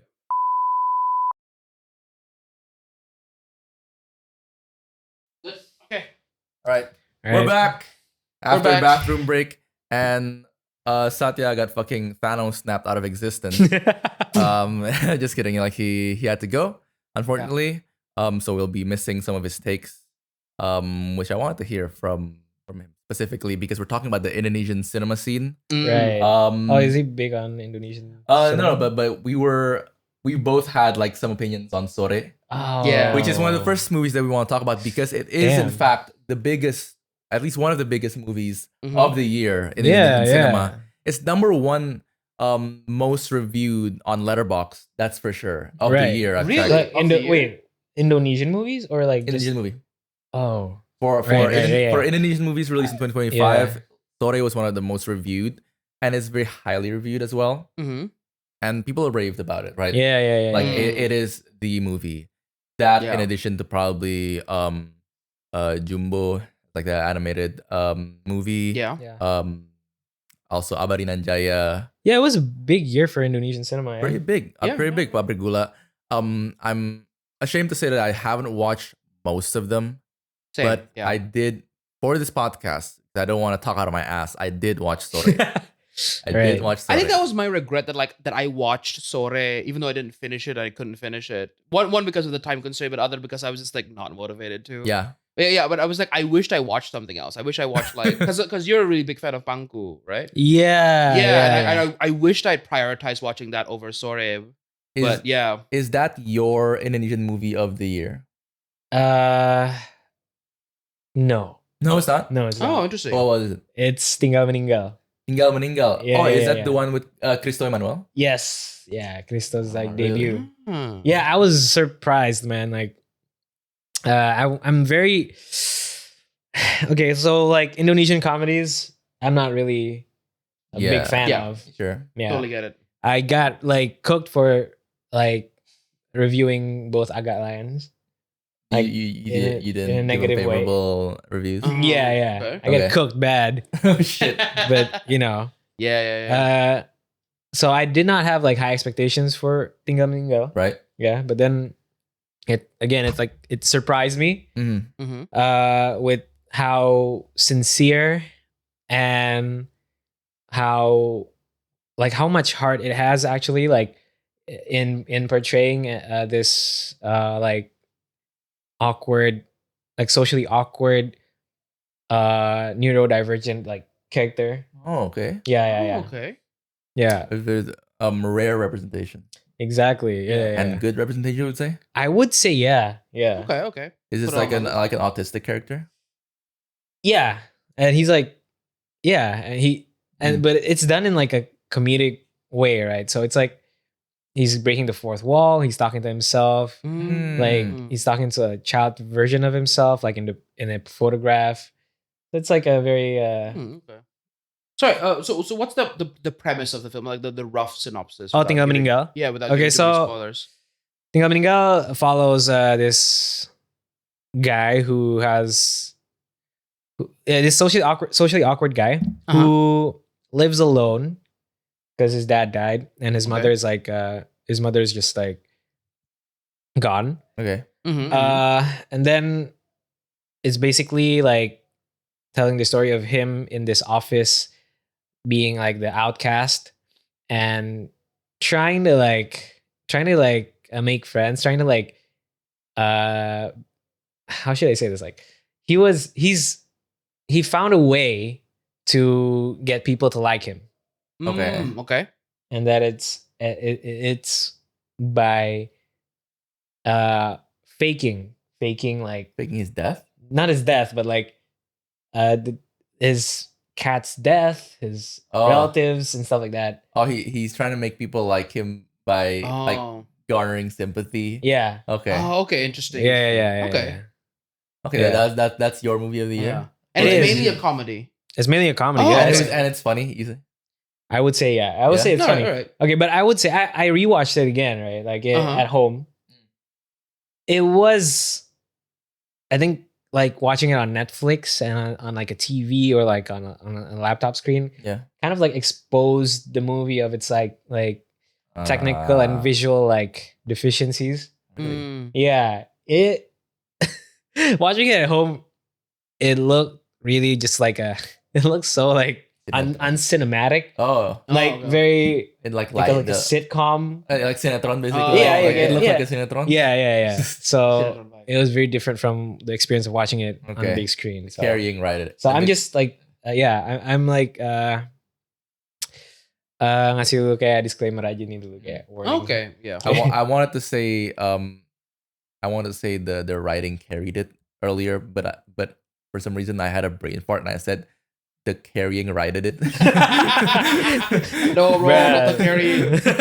the carrying right in it. Yeah, But- we've been talking for like Yeah. almost 2.5 3 hours at this Yeah. point. Oh yeah, but yeah. Tinggal meninggal ya. So well, you Tinggal guys. Meninggal is good. Dude, like I can't remember. I don't remember if I watched Perang Kota it was last year, like the year before that, but I did that for like my job at the time. Oh, Yeah, because we usually and every now and then we'd have to cover like movie premieres or screenings. right. Didn't really care for it too much. But I think I want to talk about Sore actually, particularly. Oh, Because okay. it is a very it's Yeah, a big you've movie. been- yeah. People really liked it. People really Wow. fucking, and to be fair, I can commend it for having an original and unique for I guess Indonesian cinema standards Yeah. concept. The and, premise, right? The Yeah. premise and then the concept and the sci-fi aspect. That was interesting. That was unique, and I applaud that. It was what was the director? Yandi. Yandi Yandi Lawrence. Lawrence. Yeah, I applaud him. It was also his web series Yeah. initially, right? So it was all like it was off his dome, So I applaud for that. That said, I didn't enjoy it as a movie. I don't understand the hype and the praise Yeah. that it got among Indonesian audience members. It was a very weak movie, I think, in terms of like their writing.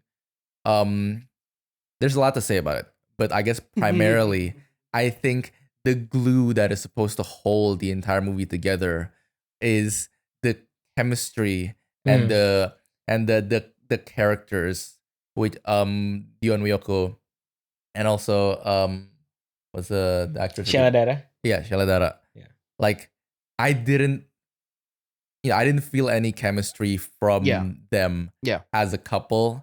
And without that chemistry and without that,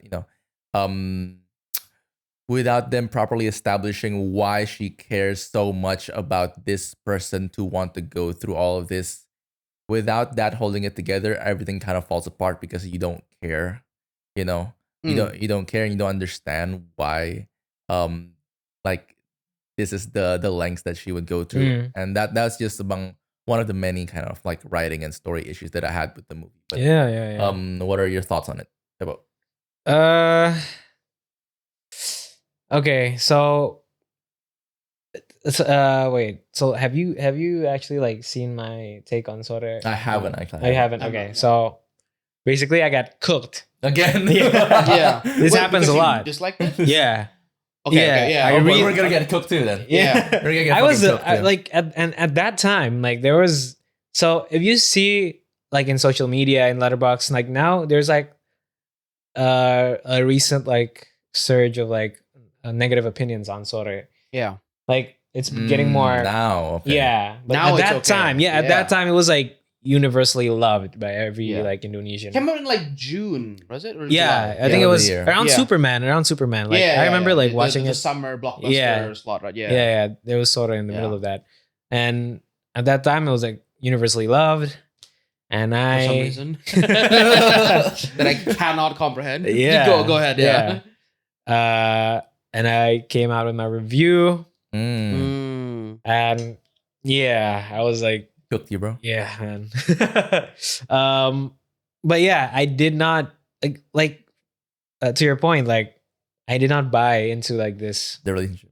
Yeah, and Yeah. into like the relationship. Of course, like the point of the movie is like gimana ya? The point of why she's doing that is because like because she loves him so much. Right? Yes. Like, Yeah. but I really just did not find any reason for her to like go through these Yeah. lengths. Yes. Like, but also like apart from the writing and the story, like I feel like the concept is just like it's like it's a discount like not Makoto Shinkai movie. You know what I'm saying? Mm. Like Your Name. Your Name. Yeah. Yes. I mean, Your Name. I mean, Makoto Shinkai is like as a director, he's also like, he keeps on rehashing similar themes again and again, right? Yes. I agree. It's going downhill. Yeah, like with Weathering with You and Suzume or whatever. Like basically, like just like star-crossed lovers. Yes. You know. And I feel like the Sore was like, like a discount version of like a Makoto Shinkai movie. No, like, okay. Yeah, maybe for like Indonesian cinema and with an Indonesian audience, it feels new. Yeah. It feels like, it's never been done before, but like abroad, like internationally, like globally, like there's been movies like there's concept. been movies like that. Yeah. Time loop movies, time loop / romance movies. Yeah. Time Traveler's Wife. About time. About time. Yeah. It's that concept that I think Indonesian audiences need to get around, which is that we can't just hold Indonesian movies to a substandard of like, it's good for an Indonesian movie. Yeah. No, like it's disrespectful to the craft and to Indonesian filmmakers to be like, oh, I think it was good for an Indonesian movie. Yeah. You gotta like, if I was like an Indonesian filmmaker, I would be like, it would feel like a backhanded compliment. Yeah, right? Like, your movie was good for Indonesian standards. Like, what the fuck? Like, fuck you, dude. Like, you want them to be put on a standard of like the international, like, you can't just like, oh, it's good because, we don't see it as often in Indonesian movies, but you can't, because that's just it's very insulting to be like that, Yeah. You want to hold it to the standard of like every other movie because you want it to be that good and you believe that it can be that good. Yeah. Yeah. This movie also does a thing that I hate the most. So wait, you say you've seen it, but you didn't finish it. I didn't finish it because it was just too boring for me. Yeah. Yeah, right. Because it was too damn long. It could not. Yeah, like the pacing was very slow. It felt like it was trying to. It felt like it watched maybe 2 or 3 Oscar bait movies that are like really slowly paced. Yeah. And then it was like, I'm gonna make that, and then that just kept on. And so like I got about like where did you stop? Yeah. Oh, quite early in the like 30 minutes in, I think. Okay. I think they were just getting to know each other very fast, right. And then I was like, I can't stand any more of this. And then like when I arrived here this morning to set up, they were still watching the last 20 minutes of the movie. And when I saw it, I was like, I did not see any market difference. Right. And I'd be like, oh no, I guess like time saved. But like, yeah, like I said that. No, yeah, but it also does the thing that like Indonesia likes to do this a lot, where it's like movie but in Europe, or movie but in like Saudi Arabia, or movie but in New York, where it's like, guys, this can't be as a selling like, point. Yeah, no, because I feel like that instantly buys you extra points with the audience that I should not believe are like free, right? It's like it's bullshit, right? Yeah, like some of my favorite Indonesian movies just take place in butt fuck nowhere, like Kabupaten fuck knows where, right? And like like for example, the easiest example is like Laskar Pelangi, right? Where like people didn't really know, I didn't know, and a lot of people didn't really know what Bangka was like up until that movie came out. And be like, oh yeah, there's like, oh, this is what the life of like the timah factory, the timah workers are like over there. Yeah. Oh, this is what it feels like to live there. Yeah. My other favorite Indonesian movie is like Pemandi Jenazah, which doesn't really have. I think it's like a 2017 or 2018 movie. It's not that old, but also not too recent. Might actually be newer than that. But it doesn't even say where it takes place. It just takes place. It's a vague, very vague village, but it really gets the village vibe really correct. Like, like oh yeah, like I've been to like my grandmother's and I know exactly the pink neon colored thermos that's in the corner, or like the gallon machine, right? And I'd be like, oh yeah, that like I think Indonesians really I don't know, for some reason, maybe like are maybe like kind of ashamed of like our own like we have inferior complex, or like, oh, it's an Indonesian thing. Yeah, exactly, right. Which I think is really, really sad, because like one like I'm a big production designer guy. Like I really pay attention to like production design, like costumes, props, like what do you put in the background. I think that's like a lost like art, especially in the Netflix age, where everything's just like slightly blurred off in the background and everything looks like a music video studio, right? It's a really like lost art of being like, oh yeah, like when I was watching Pemandi Jenazah, or like when I was watching Last Couple Lives, like, oh yeah, I know someone who has like the big like sponsored by like Astra Motors calendar in the background, right? Where it says like, or like Honda One Heart, You would love Pangku then. You would love. Oh yeah, that's definitely my biggest regret was watching Sorry over Pangku. Now I regret it. I mean, like maybe you can watch it before we meet again next time. But like, it's like I feel like Indonesia should be more comfortable just celebrating regular Indonesianness, and Sore is unfortunately one of those movies that like think be like, I think, wasn't it almost entirely filmed in Europe, right? Yeah, except for like a little bit in the end. Yeah. They go to Tebet Eco Park. We all know the Tebet Eco Park. When I saw that show, Tebet Eco Park. I've been there. I know that place. Yeah, exactly. It's like 95% of the movie is in Croatia of all fucking places. Yeah. What's up with that? I don't know, man. I mean, it's not bad. I think Croatia's interesting because it's like, okay, it's not like a big name place like Paris or whatever, right? But it's just like, but also like, the movie doesn't need to be there. It doesn't add anything to it. You know what I mean? It's just pretty to look at and gives you extra points because it's in a nice European country. Right. Automatically makes our movie good. To be fair, the I think the web series was set in Italy or something, like in somewhere in Europe as well. Yeah. Croatia's discount Italy. They can't get Italy. Croatia was like, hey, you still here, you get tax breaks. I'm like, okay. Which Sheila Dara would have needed to learn Italian then instead of Croatian. Or does she already have that in her back pocket? I don't know. Just like they couldn't get Italy and like, okay, Sheila Dara, what other language can you do? Oh, I can do Croatian. And then they go to Croatian. I mean, I feel like whenever I see like a movie where someone has to speak, like I get like into like this autistic like hyperfixation and be like, oh yeah, which dialect coach did they work with? And then like, I feel like Indonesia should have dialect coaches. I mean, it's not that hard. Maybe there's not the infrastructure for it, but like I'm pretty sure someone can teach Italian in the city. I mean, for sure. Yeah. And so like, I don't know. Well, what else are your like other complaints about that movie? Or other like, I'm curious, what did you get flamed for specifically? Do you remember like what particularly? What did the story defenders what did they say? Honestly, they just said a lot of bullshit. Like like they didn't give me like, that's real. They didn't like, I didn't get flamed for a particular like opinion or like take. They just didn't like that their favorite movie was criticized. That's what. Okay.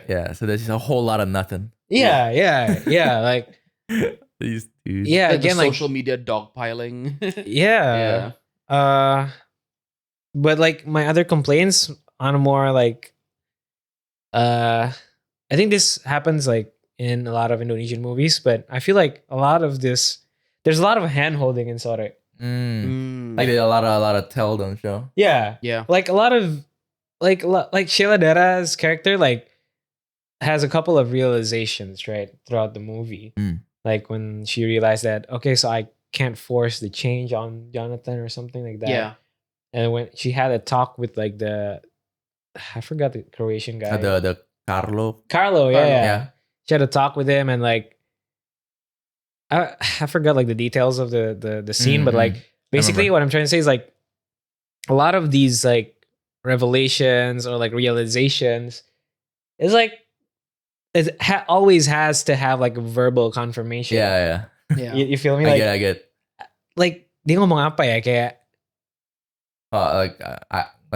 I can't change him. The change needs to come from inside. That's like literally spoken. Yeah, word for word. Yeah, okay, yeah. I feel like, bruh, like you don't need to tell me this. Like, just I know it. I know. I know that she has made the realization that she can't force the change on Jonathan. you don't have to say it. Yeah. That seems to be like a big Indonesian cinema problem, like having like verbalizing, like emotion as exposition. It's because maybe they don't trust the audience enough. Yeah, I think so. It's Because like what's that? Because I remember watching a movie a couple years back that did this really, really badly. It was like, what's that movie that like the art heist movie, like Manchuri? Raden Saleh. Raden Saleh. My God, that movie. Because I was like, that was one of the movies where like I went to watch that with my parents because this like this seems like a good Indonesian movie. It's an interesting premise. I watch it. I fucking so annoyed because like everything from like the crypto ads. Yeah. The crypto ads? The crypto ads. The crypto ads. Yeah. No, but also even like the very important like emotional scenes between him and his girlfriend, they had to say every emotion out loud. This is what I'm feeling, where this is what I'm feeling. Would be like, God, the fuck. I feel like I'm being narrated a relationship right now as opposed to like looking one on screen. And that seems to be like a really big problem for like, Indonesian cinema. And like, I just think we're all a bunch of dumbasses. Like these people need to be spoon-fed the story. Yeah. Like some of the people who commented on my review said that, emang orang Indo, penonton Indo kayaknya harus digituin bang gitu. Not admitting that we're dumb pieces of shit. Right? Come on. Like we are dumb. Please let us be dumb. And I'm like, that's not. Yeah. This is the other reason why I wanted to watch Sore as well was because of how much my friends hated Sore as well. Oh yeah. Yeah. Okay. So like my friends with media literacy. Yeah, friends with media literacy. Yeah, because like surprisingly, most of my friends are just friends that I can like share TV shows and like movies with. So that's why like media gets to be like one of the number one things we talked about. And so a lot of them. And this is like the number one opinion I get from women who watch the movie. Okay. Yeah, right. This is just manic pixie dream girl propaganda where like like there's no reason, or at least the movie never really like shows an example of why this character, why like Jonathan is worth saving. Yeah, because I feel like he spends half the movie just being angry at her. Yeah, because that is also true because she's also for some fucking reason acting really manic pixie dream girl about it. Like her introduction scene, which is her making very vague, ambiguous comments at the foot of his bed. And I was like, what the fuck are you doing here? Who are you? What are you doing in my room? Right? And it's, oh my God, this fucking manic pixie dream girl bullshit. It comes to the point because the question arises when you see her struggling, going through, there's a montage of her with a time loop. Yeah. Like, she's not affecting any change. He keeps doing the same stuff that she's trying to prevent. And the question, as a normal person watching this, why are you doing this? Like, why don't you just give up? Why is it why is this guy so worth it? And that's really something you need to kind of like, that's the foundation of your film for this story to work. And if they don't lay that out, the couple don't have any chemistry. They don't have any prior, history that we know of that makes it worth it to go through all of this bullshit. Yeah. The story doesn't make sense and it's not something you'd want to root for. Yeah. Wait. It's the manic pixie. Blanked out. It's just the manic pixie dream wife, man. Yeah. Yeah. And it's like very Yandi Lawrence. I think he's is this a take that's gonna get you flamed again, right? I'm not sure, but like I just think he's very safe. He plays it very safe. Like there's one scene that I cringed so bad at. Oh boy, what is it? And they were when they almost had sex. Is it tickling? Yeah. No. Did you get to that part? No, I did not. Okay, then they almost. I couldn't watch it, bro. Like, no, just me listening about it, be like, But yeah, go on. Yeah, like this. I don't know, man. Like, there's, like, what is this obsession with like, like, this. Okay, Manic Pixie Dream Girl is one thing, but Yandy decided to also make her like this pure like virginal, virtuous. Yeah. And I get it that it appeals to a lot of Indonesians. That idea. For sure. Yeah. But come on. Like we're better than this. Yeah. Right? We must be better than this. It's I think that's the problem with like a lot of like sort of like other similar. I see the same problem with comedies. I see the same problem with other like rom-coms, right? Where it's like I think we Indonesians love movies as wish fulfillment, which is why like love stories sell so hard, and also why shitty love stories like sell so hard here, like the Sinetron type shit, the where like the where it's like I think for a lot of people sort of is wish fulfillment, where like yes, like if you're a guy and you're watching it, like yeah, of course you want someone to like you want a manic pixie, like a really hot, a really hot time traveling woman to save your life. This is like despite the fact you've done nothing for her. This is like the perfect like what an average Indonesian man sees as a perfect wife. He doesn't complain. She cooks. Does everything. And she cooks wearing an oversized shirt that implies she's not wearing any pants on.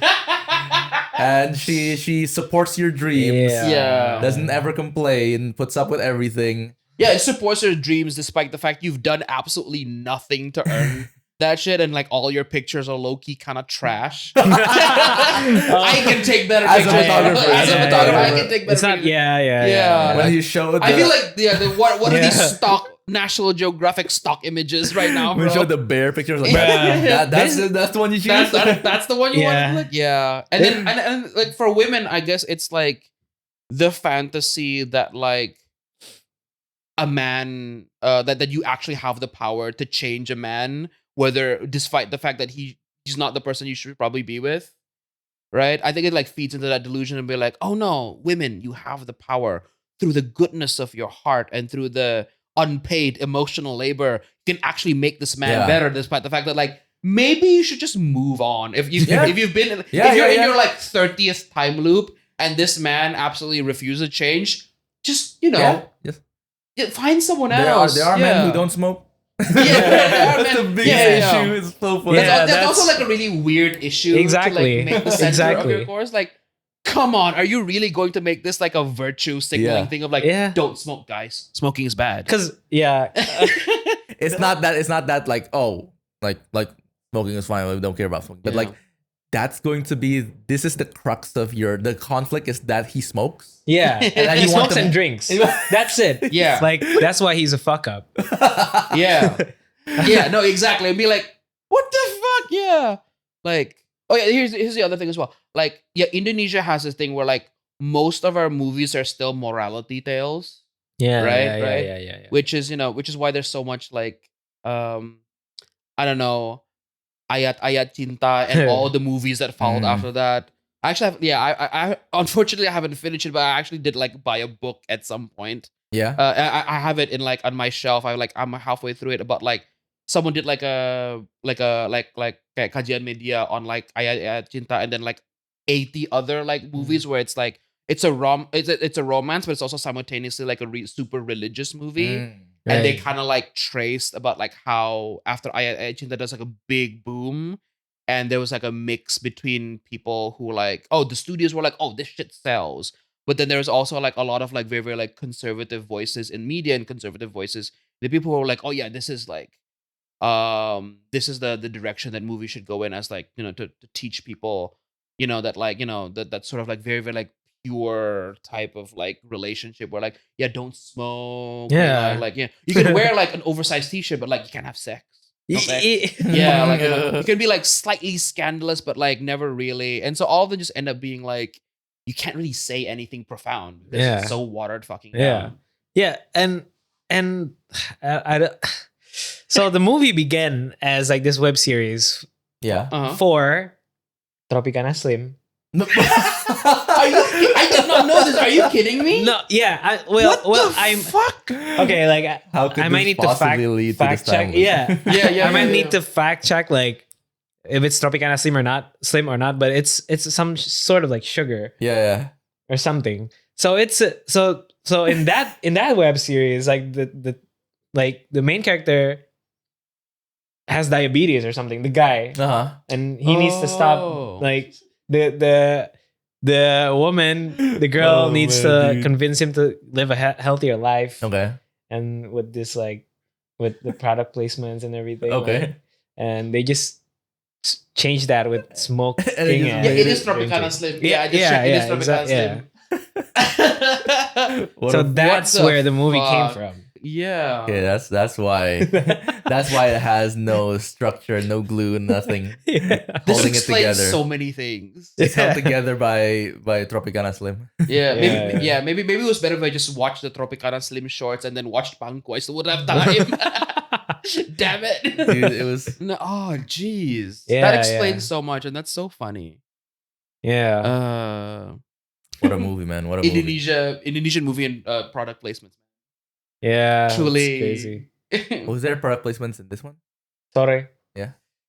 Was there? Surprisingly, the movie I don't think the movie that was so. that was birthed from literal ads did not have an ad in it. Yeah. How incredible. Yeah, maybe Tropicana Slim just bankrolled the whole thing. We made so much money from the ads. We can now make a movie. Oh shit. Yeah. Oh, that was our little segment on Indonesian movies. cinema. Yeah. Ooh, overall in the year for Indonesian cinema, what do you think? 2025 was, I think it was an okay year. There's some good ones. I mean, for like in spite of my opinion on Sore, like it did manage to like Letterboxd weirdly included Sore in their first edition of like video rentals.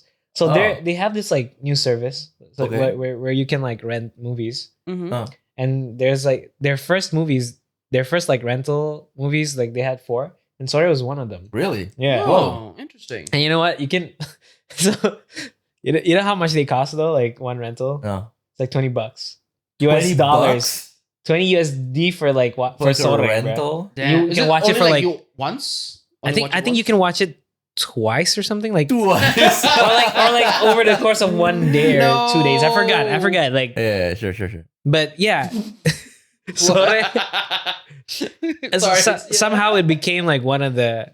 I think Letterboxd noticed that this Indonesian movie is getting a lot of traction, and it doesn't have like a digital distribution yet outside of outside of Indonesia. So I think they picked it up. This was before it was on Netflix. Yeah, I think so. Yeah. Interesting. So, yeah, that's so. Yeah, I mean, 2025 was. There's some good hits. There were some stinkers. Not an overly remarkable year, in terms of the progress of Indonesian cinema. Yeah, I think so. Yeah. Just every other year, basically. Just a regular year. It was a regular year. It's a regular year for Indonesian. Yeah, you heard it here first. Regular year for Indonesian cinema. I mean, there was that one. What's that movie?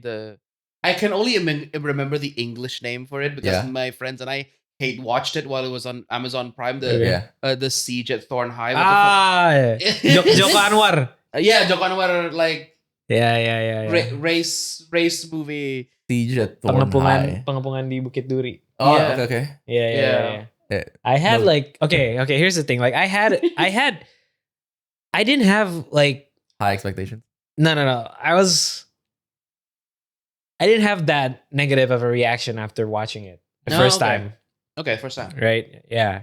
Because I don't know. I just felt like Joko Anwar was doing something else other than like horror. Okay. Like he's been in this horror jail for like horror jail. That's true. Yeah. Put him in horror jail. Yeah. Because like his first movie was Janji Joni, and then afterwards he made like Arisan, right? No.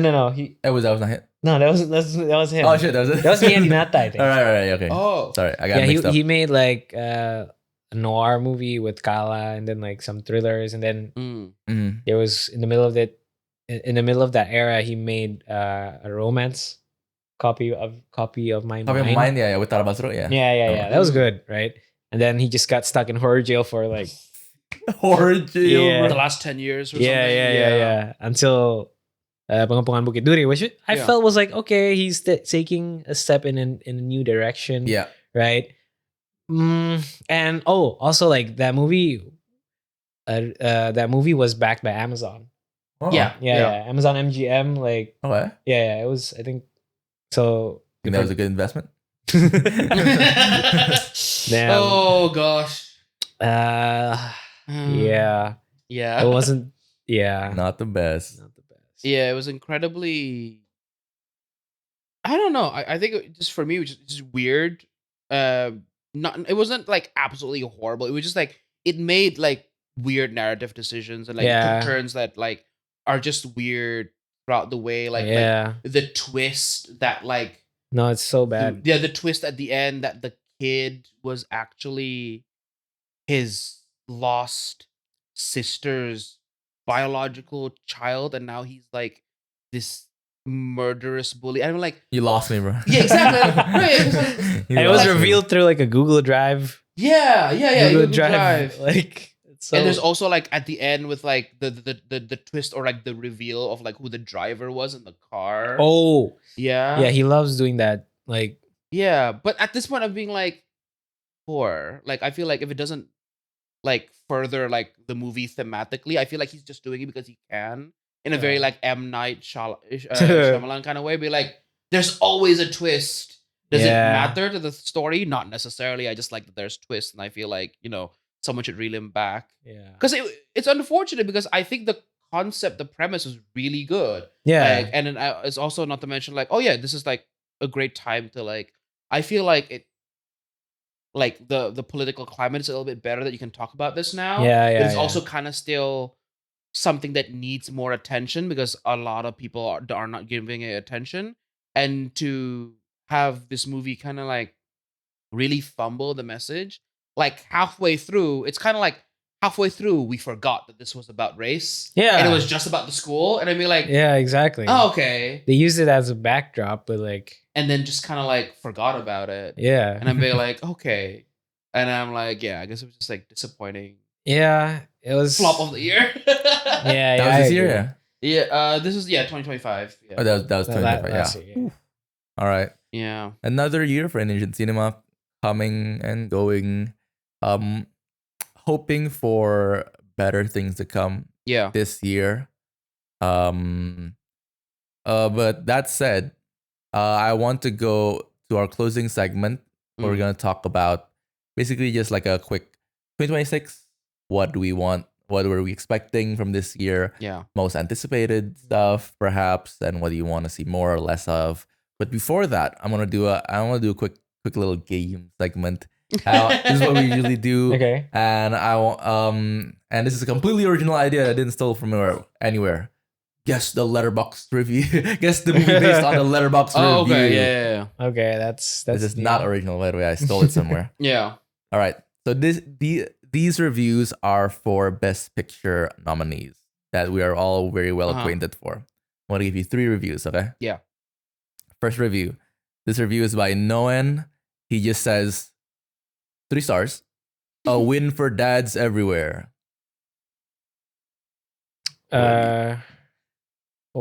This is quite easy. Oh, One battle after another?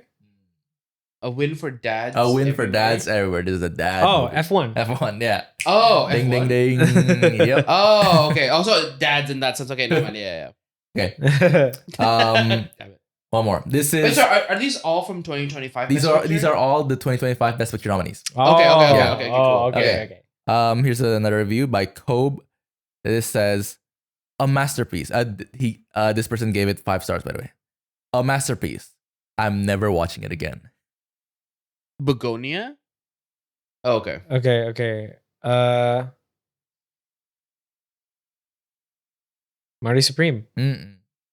But that's close though. Close. What? Close? Oh, you guys.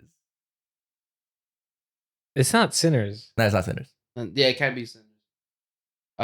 Is it Sentimental Value? Mm-mm. Okay. Yeah, it didn't feel like Sentimental Value. A masterpiece. Never watching it again. It gave this person too much emotion. Oh. Too much emotion. Oh wait, Train Dreams. No. Why would you say Train Dreams? You don't like Train Dreams. The biggest Train Dreams hater. Wait, what's left on the roster? Yeah. me forget. I gotta look at the. Not Frankenstein. Nah, absolutely not. Fucking Yeah. Frankenstein.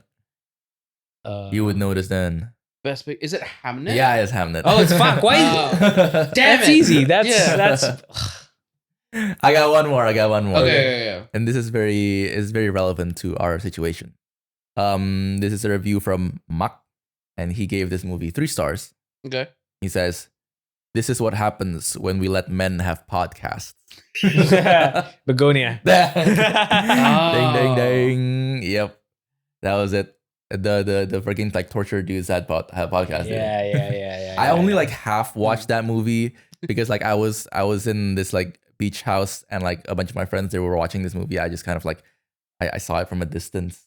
Wait, you were in a beach house and your friends were watching Begonia? Yeah. Oh, that's. I don't know why, man. Yeah, wait, what a choice to watch on a What a holiday, choice, right? dude. Yeah. To watch a stressful Yorgos Lanthimos flick. It was a really hard watch, man. That's definitely it goes into the Yeah, I did not watch the movie because as torture porn. I just don't watch Yorgos Lanthimos anymore because he's one of those directors where it's like, I'm sure it's somebody's favorite thing ever. It's just not for me, and I'm not gonna put myself. It's definitely through. Tyler the Creator's favorite thing ever, apparently. Really? Oh yeah. I Yeah. saw that Oh. interview. Yeah, right. When it's like, if like Yorgos Lanthimos wants you to be in the movie, I'm doing it right now. Like Yeah. I'm leaving this interview to go do it Yeah. right now. I feel like visually he is stellar.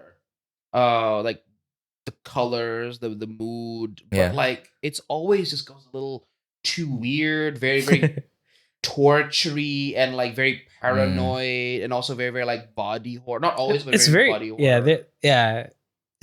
It's like these movies are uncomfortable to watch, Yeah. but I fuck with them. Like I I can see people. Yeah, I can see people who really like. It's not for everyone. Yeah. yeah. Yeah, what's the saying? Like art should like comfort the disturbed, Bruh, and disturb that's the comfortable. saying. And yeah, and like which I guess it gets so overused these days. I Yeah. hate it. But like I do get it. And there are like Yeah. like me, like I don't I don't watch like horror movies. Like I really like I don't like Logos Lanthimos is too weird for me. Uh-huh. Same thing with Ari Aster, unfortunately, despite the fact that like everyone keeps telling me I should watch Yeah. his movies, and I'm being like, I will only watch that movie during daylight when there's other people in the During room and daylight. I'm doing something else, because sometimes it makes me too like Icky. uncomfortable. Yeah. But like I get the craft, but like it's just to be like Yeah. On to 2026, this current year. yes. What are we excited for? I want to go first because I have a very clear and kind of normie answer. But I'm really excited for the new Spider-Man. I'm really excited for Right. Spider-Man Brand New Day because Oh, it's going into a direction that I like. It's being directed by a director that I like. Who is doing it? Daniel Cretton. Oh, Daniel Destin. Daniel Oh, that's- Destin. yeah. Yeah, Okay. because he's also helming one of the best Marvel shows out right now, Wonder Man. Wonder Man. Oh, that's his. Yes, that's his. Yeah. Okay, It's, okay. Yeah. A fantastic Incredible. direction. I'm loving. Side note, I'm also really loving the TV show side of things right now. Wonder Man's doing really great. A lot of very more personal, smaller scale stories. Yeah. Night of the There- Seven Kingdoms. Night of the Seven Night of the Kingdoms, Seven man. I'm Kingdoms. fucking with Dunk that shit my so boy. heavy. Yeah. That is so good, man. It's so good. Love it. Night of the Seven Kingdoms and Wonder Man, almost kind of the same vein, even completely different genres entirely. But Yeah. 30-minute straight to streaming. yes, things. 30, Yeah. but they're both 30 minutes Yeah. straight to streaming. But like everything's so tight and like compact, and it tells a very more meaningful, personal scale stories, which I love. So Yeah. I'm going with that, and I'm really hyped for Dune Messiah or Yeah. Dune Part Right. 3 or whatever is he gonna call it. I think that's gonna be great. What about you Dune. guys? What are y'all looking forward to this year? Okay. I have a few, but I might have to check my list. You gotta check your list. Yeah. I also Like need like to yeah, like check a my watch list. Yeah. What is coming up here? Oh, okay. I mean, there's already a lot of really good movies that have come out here. Yeah. I made a video of it, but I'm blanking. Like, People are raving over Send Help right now. Housemaid was a really good one. oh shit, yeah. Though I haven't seen it. Wuthering Heights is getting opinions, not good ones usually. But yeah, a big I totally agree with your take, by the way, on like What? Wuthering Heights. Oh. Yeah. No, because you put it so well. This is an incredibly horny movie, but it's also at the same time not very sexy. Yeah. Yeah, where there's like, oh, people are just constantly like drooling over each other in the narrative, in the Yeah. screen. But I'm watching it being like, I feel like I'm not invested in it. Yeah. Wait, some white suburban mom who's unhappily married with like 2 kids will fucking love this movie though. Yeah. It's for wine Fred. moms. Yeah, that's Wine really, moms. yeah. Wine This mom feels like movie. yeah. Like, yeah, Emerald Fenner needs Yeah. a writer. Yeah, she does. Yeah. Definitely on a more general sense, probably would like to see more movies that are not too reliant on CGI and post-production. Mm-hmm. Movies that are shot more intentionally, maybe perhaps shot on location, using Yeah. film. What a concept. Just going back to basics. Less is more. Right. Not too long. I'm really enjoying the 30-minute formats that these new shows are coming out with. Really liking those. Really digging them. Not a super big investment. Taking a little chunk of your day. Okay. You got something? Yeah. Obviously, The Odyssey. That's right. Okay. I forgot. We got the Odyssey's coming out. Christopher Nolan. It Like, hasn't come out and it's already Yeah. been quite controversial. Yeah. Yeah. Like I've had friends who are like history buffs and like, they're just Are they losing their shit right now? Yeah, they are like They gotta be crashing Yeah. out right now over all the shit. I am one of those people. Oh, I did okay. say, yeah. Yeah. I just chose to be like, you know what? This is the Homer's Odyssey fan fiction. And it's better to look at it that way, you know.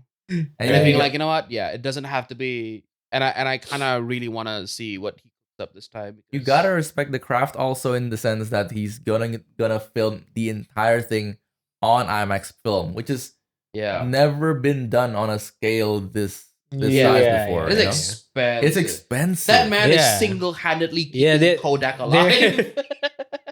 Yeah, I think they made a camera for him for this movie. I think. Yeah. special Odyssey Yeah, camera. Yeah.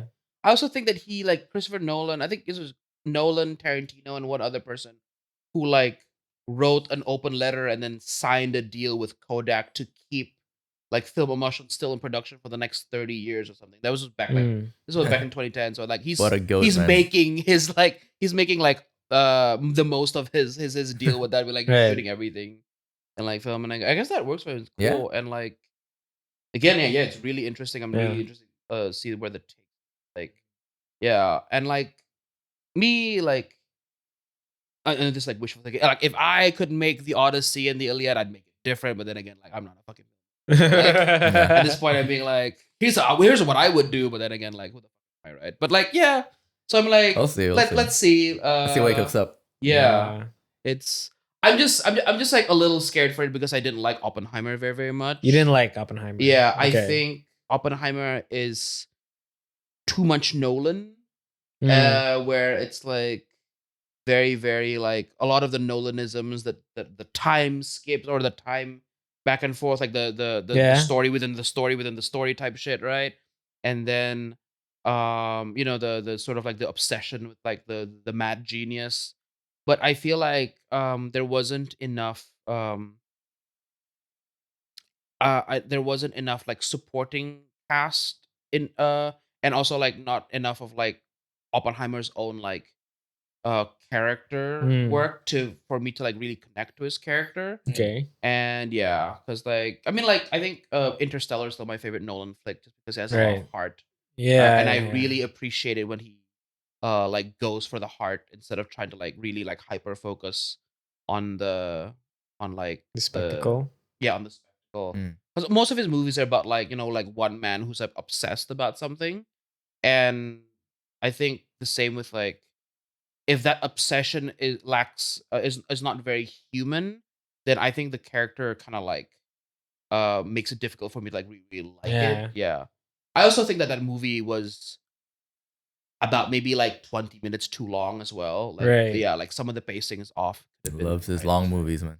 Yeah, movies are getting longer, which I think is a good. Movies are getting longer. Yeah, movies are getting longer, but some part of me being like, this is not they an don't all have to be 3 hours. Yeah, exactly. You say this is not an excuse 3 hours for you to keep scenes that should just stay in the director's cut. Sore didn't need to be 2 hours. So I'll just say that. Yeah. All right. Odyssey. You got something? I'm pretty excited for Dune. I mean, there's also like Project Hail Mary, which is I think. Oh yeah, it's coming out real soon. Phil Lord and Chris Miller. Yes. Yeah, Chris Miller. Yeah. Which I don't know. Is this their first live action?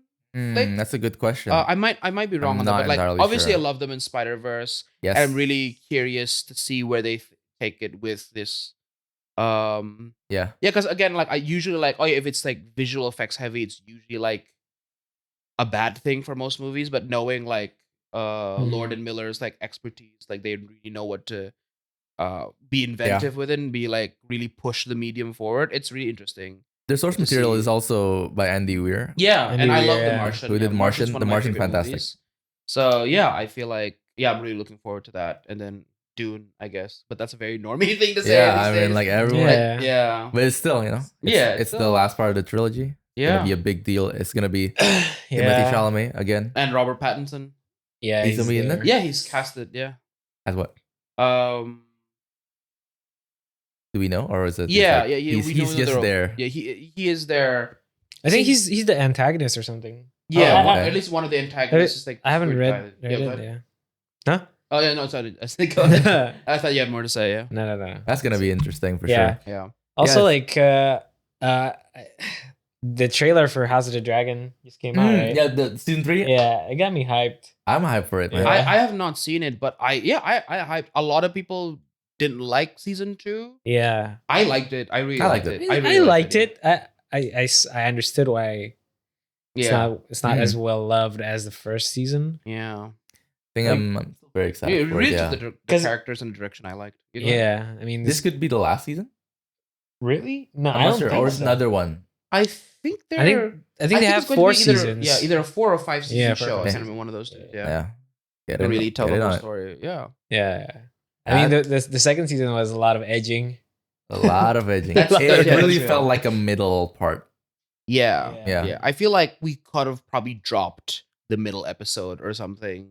Yeah, it felt like But at the same time, I also really, really appreciate it because it really delved into like a lot of the character moments that I appreciated. Yeah. Like I really like the highlight on like Rhaenyra, obviously, but also like Corlys and Damon's 3-episode therapy arc. Right. which is what I just called it with like when we were watching with bro's actually working through his problems. Yeah, because fucking castle, man. Yeah. Tripping him out. Yeah. I'm just imagining his dragons just in the parking lot, just chilling. Yeah. Having the time of his life. What is happening in there? Yeah. It's 2026. It's gonna be a pretty big year. A lot of big movies, as in like capital B big. Yeah. Doomsday and Dune coming out in the same damn fucking month. Yeah. Doomsday. Oh, also not to also mention Doomsday.